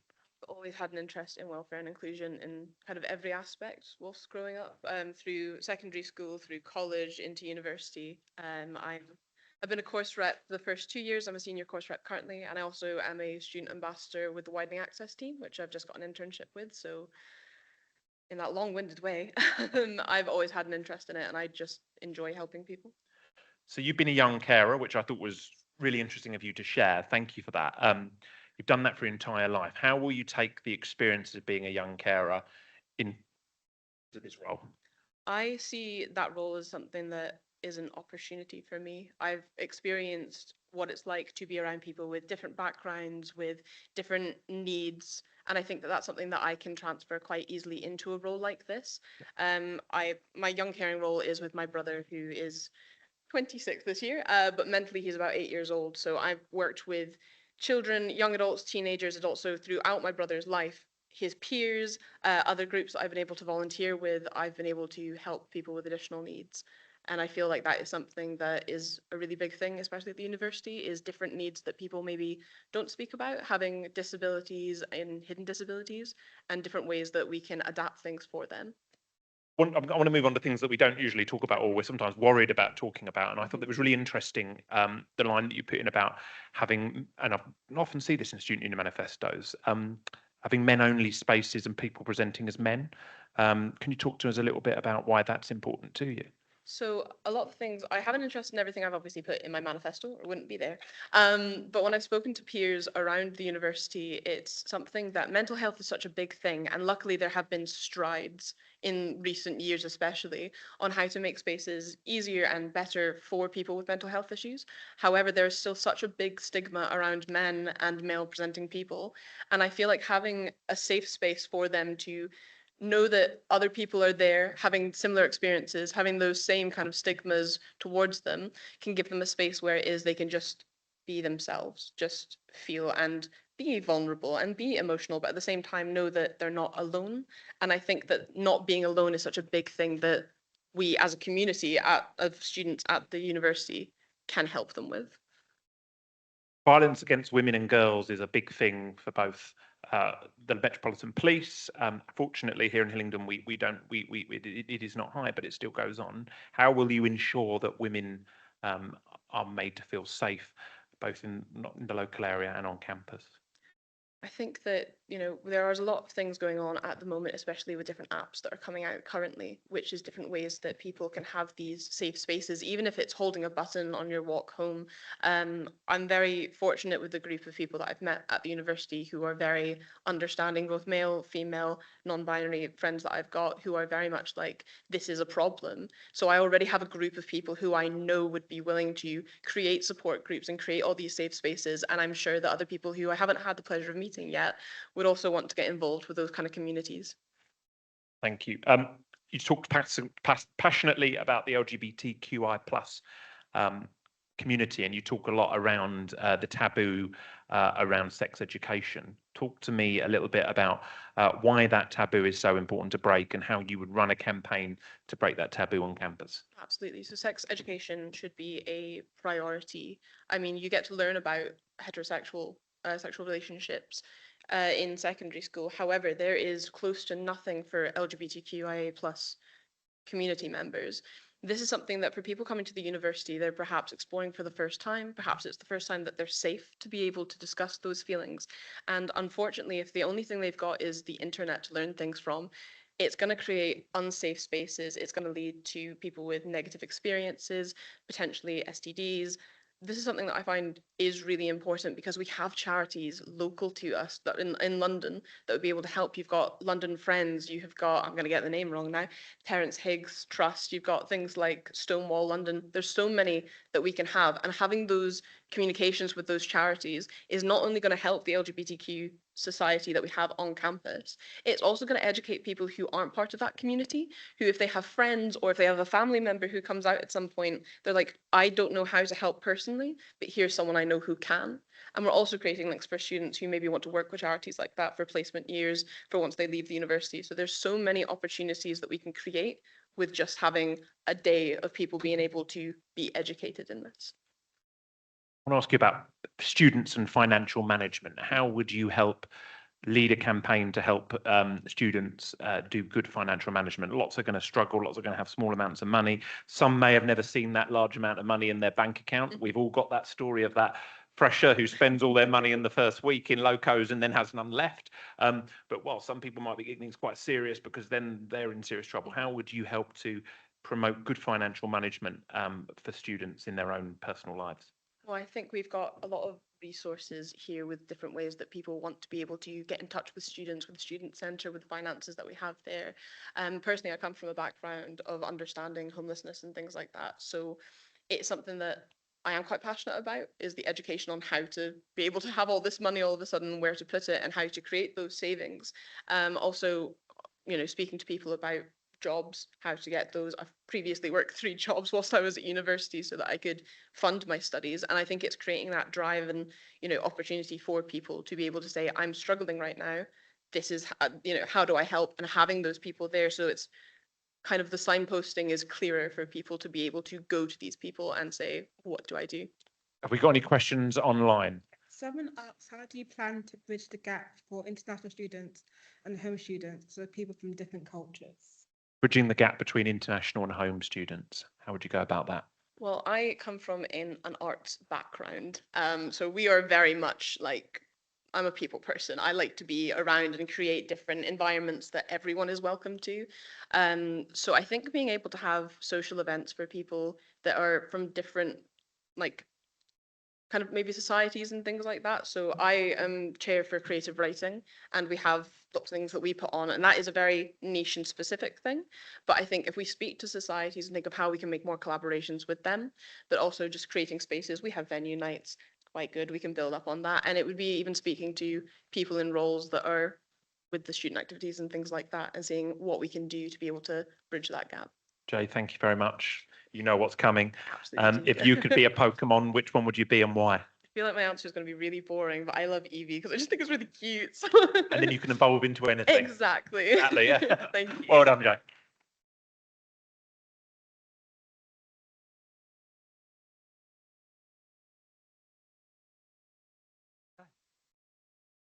Mahima? Oh.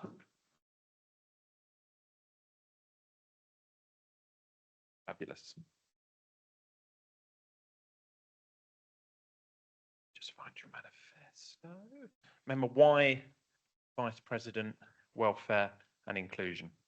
First of all, thank you everyone for being here. And as I'm about to speak about something so important to me that I've been planning for a while, I know I'm going to fumble, but here we go. So I have been in this university from 2022, been a part of the union as well, going for the NUS, and I have been a course rep, a PAL leader, and been through a lot of students listening to their issues, complaints, facing them myself as well over the course of 3 years. And um, I'm also amongst one of those students who have faced assault on university grounds. So that was another thing that, added to the passion of supporting student. If things can happen to someone going from their placement to home, it can happen to students in different context. And at that night, I decided, okay, after the investigation, I'm filing in my nomination and I'm going ahead supporting students, and let's just go for it. Well, thank you very much for sharing that with us, and yeah, good on you. NUS, I was a trustee and a community and on their student assembly, so it's something I'm passionate about. Tell me your experience at NUS, what you learned and how you would bring those experiences into your role. So I think NUS has been a turning point in my student journey, giving me very useful insights. First, being that I got to connect with different leaders. I think I'm still connected with Nathan, who held the position of president there. I still talk to unions from the Scottish universities. I helped there to talk about FE even. And amongst students of Nottingham University, we even made a bill that we are going to pass. We gave it to them that it should be passed down to the parliament. So I think what I learned the most at NUS is that every university is doing something great on their own level.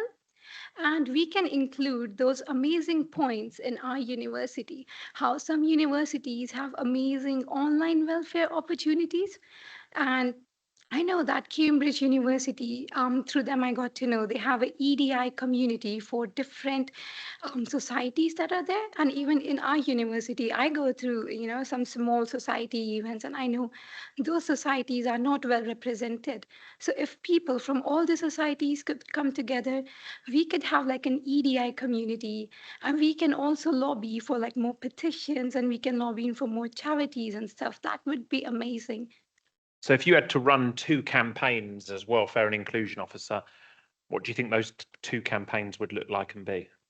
So my first campaign would be safety for students, women, even men, and especially the minority group, LGBTQIA, because I'm doing placement in university, and a lot of students on placement are from the LGBTQIA community. They are disabled, and I personally see that they go through a lot of hardships. So first would be that safety and a healthy environment for everyone. And secondly, my campaign would be around EDI, because if we are talking about representation, I think every community does comes forward, they come ahead, but I think there should be proper governance as to is it happening in a fair way? Are they getting equal opportunity as compared to other? If they come forward, is their voice being pressed down? So these would be my two major campaigns. Okay, thank you. Talk to me about student finance. A lot of students sometimes struggle or find difficult, managing their finances. How would you support students, A, to potentially get hardship funds, but B, to manage the finances they have in what are tough times? I'm also one of those students who has gone through that, because I remember one of my second year's installment was delayed.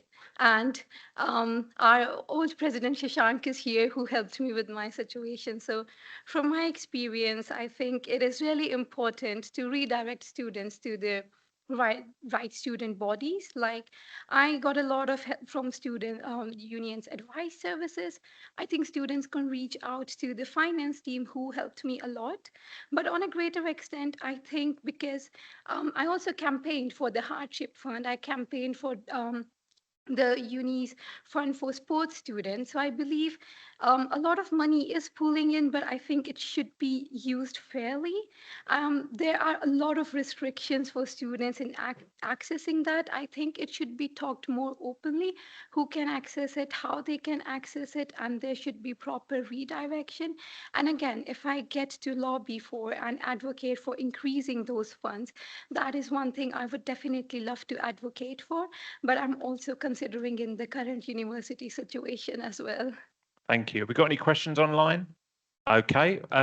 Final question. If you don't know, it's not a problem. If you could be a Pokemon, which one would you be and why? I think if I could be a Pokemon, I would be Jigglypuff, always happy and dancing. Fabulous. Thank you very much. Well done.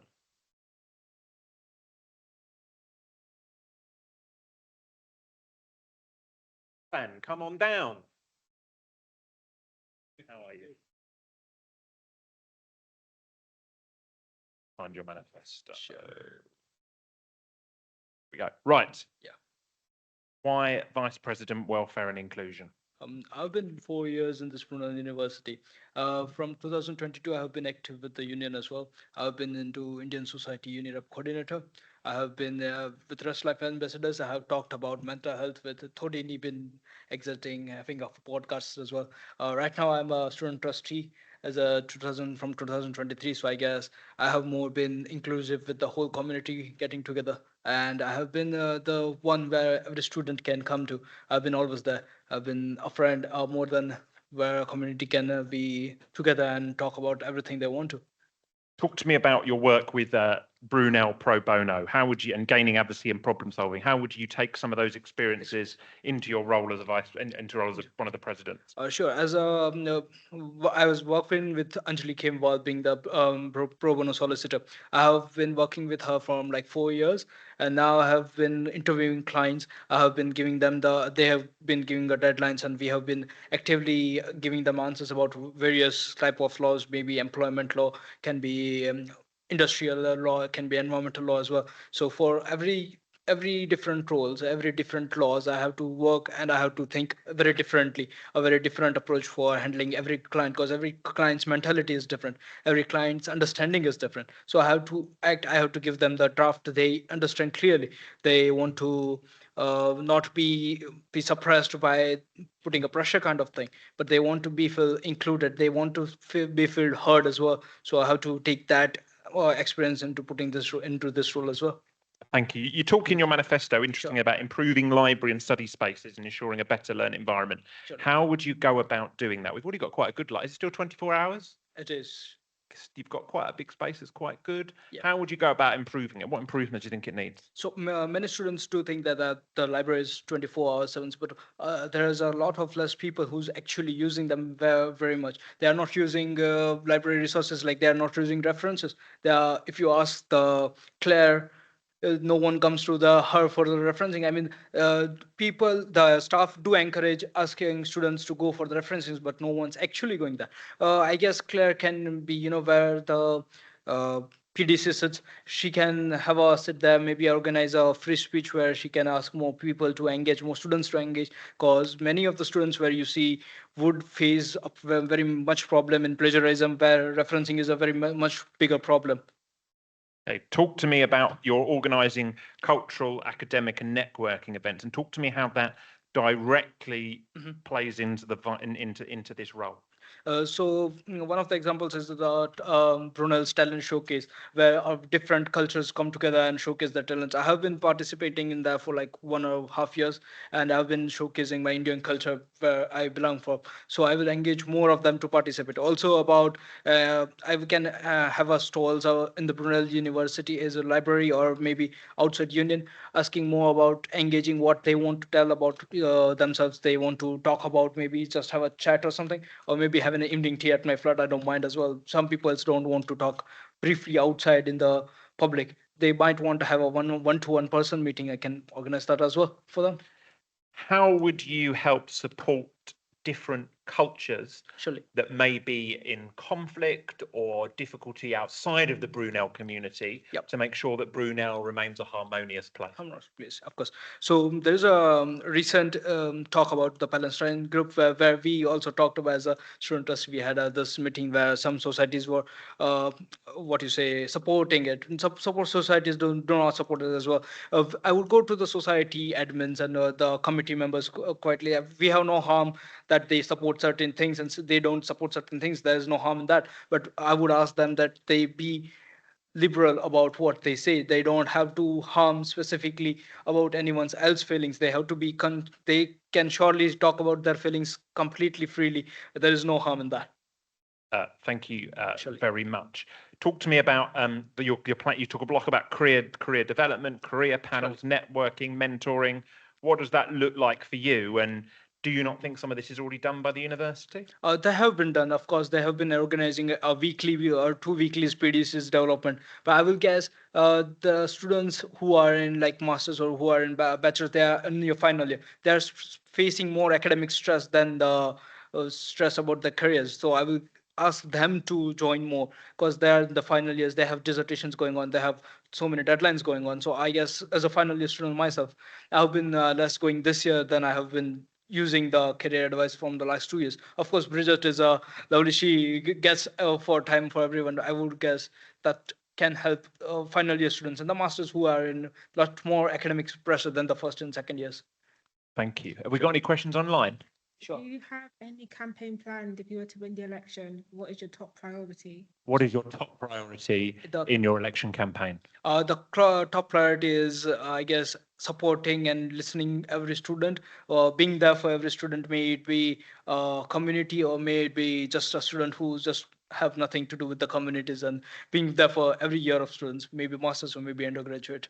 Mamta, our time has come to an end. Sure. But you know what question's coming. If you could Yeah. be a Pokemon, which one would you be and why? Is there a question? Okay, no, sorry. No. Yeah. Sorry. Yeah. You can ask him afterwards. Yeah. So I guess I'm not a big fan, but I guess Pikachu. Yeah.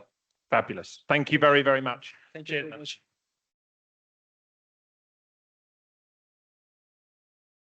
Anna. Vice President. Okay. Okay. Simranji, I think this is our final candidate. Absolutely. Thank you so much. Give me a little moment.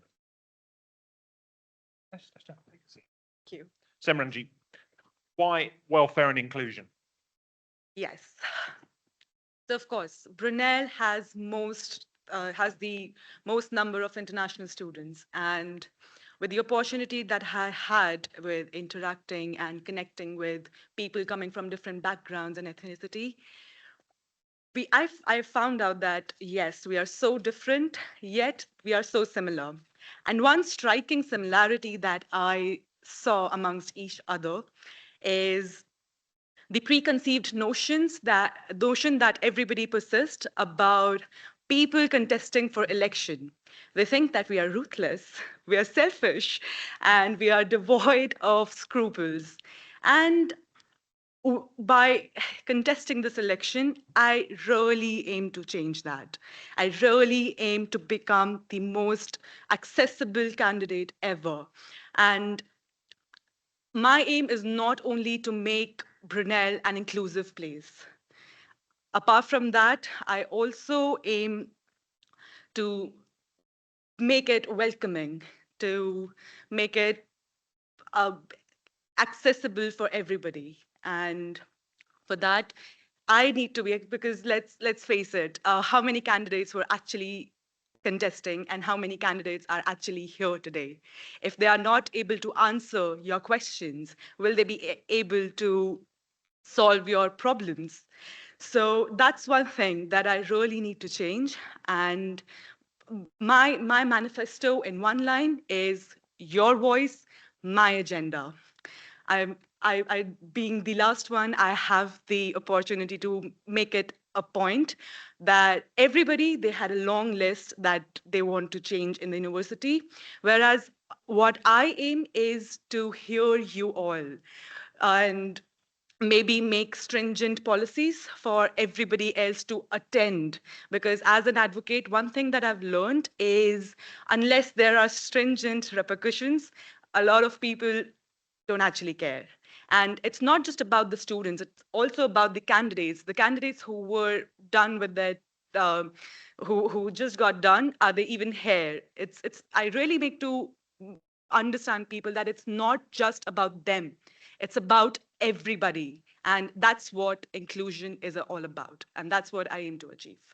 Fabulous. Thank you. I'm going to find out at the end if any candidates apologised in advance, just so we know which candidates did apologise. I don't think it takes much to say sorry to not coming to something. We don't have to force them to be here. In your manifesto, you say, I fix things because complaining alone doesn't cut it. Of course. Tell me something that you fixed, and I don't mean like a tap. Mhm. What something you fixed in the university in your student leadership roles? This has been mentioned by my previous fellow candidates that there were people are actually not aware about the procedure.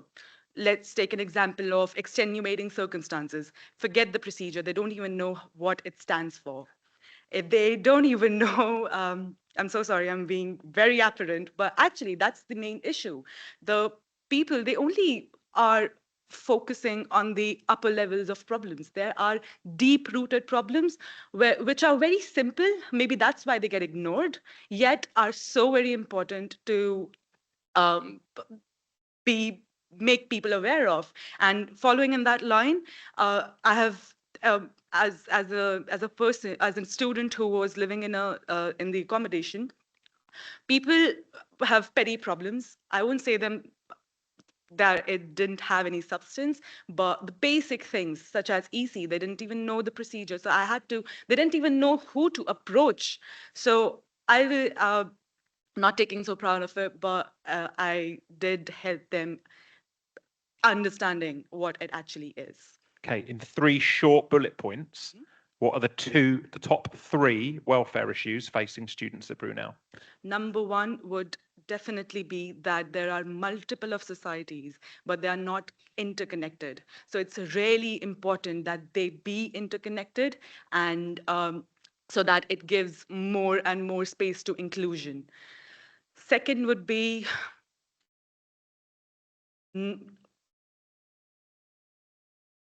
well, as my manifesto says, that it's not just about the list that I aim to pursue, it's the list that I want from you all, and I want everybody's participation in it so that I get to know what actually the problems are, which I can help navigate having town halls and feedback sessions with such. How do we deal with bad landlords treating students badly? Bad landlords. It's a really huge issue. So we can, as a union, we can have interactions with the Hillingdon Council, and people who are actually suffering can put up their grievance so that we know what sort of problems they are suffering with and can come with an outcome. Okay, we got a question online. It says, what strategies would you employ to reduce homophobia and increase acceptance of diverse gender and sexual identities on campus? How would you run campaigns to reduce homophobia and promote different genders and identities on campus? So first of all, making a safer space for everyone to speak about it. A lot of people, they refrain from speaking about it. So it's very essential that we not only have a safer space, but we also make people aware of it, because there are so many initiatives that Brunel has. There are so many activities that Brunel has. However, people are not even aware of them. And if they are shy away. So making people aware and pushing them into participation and making them aware that it's completely confidential and they are safe here. Okay, Simranjit, we've come to the end of our time. You are the last candidate. Yeah. So you know what's coming. If you don't, Of course. if you could be a Pokemon, which one would you be and why? If I could be a Pokemon, I would be Pikachu, because of course he's known to everyone, he's empathetic and efficient, and that's what I aim to be. Brilliant. Thank you very much. Round of applause for Simranjit. Thank you so much. Right, that brings to an end our things. Can I particularly thank the people that have hung around and stayed and listened to their fellow candidates? I think that's always a really nice thing. I will end by giving everybody who's standing one bit of advice. This student, as Craig knows, this student union throws up a diverse range of people who can win elections from lots of different backgrounds, societies, political beliefs, all sorts of different things. And usually the people that win are the people that talk to the most people and actually inspire them with good ideas. So my advice would be try and talk to as many people as you can. I was a bit disappointed to walk down the campus today and not see a single person on the concourse campaigning or a single poster up promoting the campaign. I wouldn't have had a clue. There's a couple, but there's not. When I used to be, it was a sea. People used to fight each other to get, not fight literally, figuratively, fight each other to get certain spots where they could put their banners up. Literally, wouldn't they, Craig? They'd be there at 7 in the morning when we could start campaigning to put them up. So get out there, talk to people, enjoy it. And I'll hand over to your chief executive and mine, Mr. Craig Lithgow. So just thanking everyone for turning up. And as I say, for those of you that have stayed to the end, thank you very much for your patience and the gratitude that you've shown to all of the candidates. And I know it's a very difficult scenario. It's the first time some of these people have had an opportunity of sitting here in public and, being scrutinised and stuff. It takes quite a lot of courage to do that. So well done to all the candidates this evening that have turned up and put themselves out to be scrutinised. And just a big thank you to Peter for hosting this evening. He's come here, does this regularly for us, and I think does his best to make people feel at ease. And Peter, thanks once again for hosting. Thank you. Cheers, folks. Have a good time. Enjoy yourselves. Make sure you get people out voting for you. Make sure you get people enthused about the elections. And as we said earlier, feel free to disagree, but let's disagree well. All right. Cheers, folks. Take care. Bye-bye.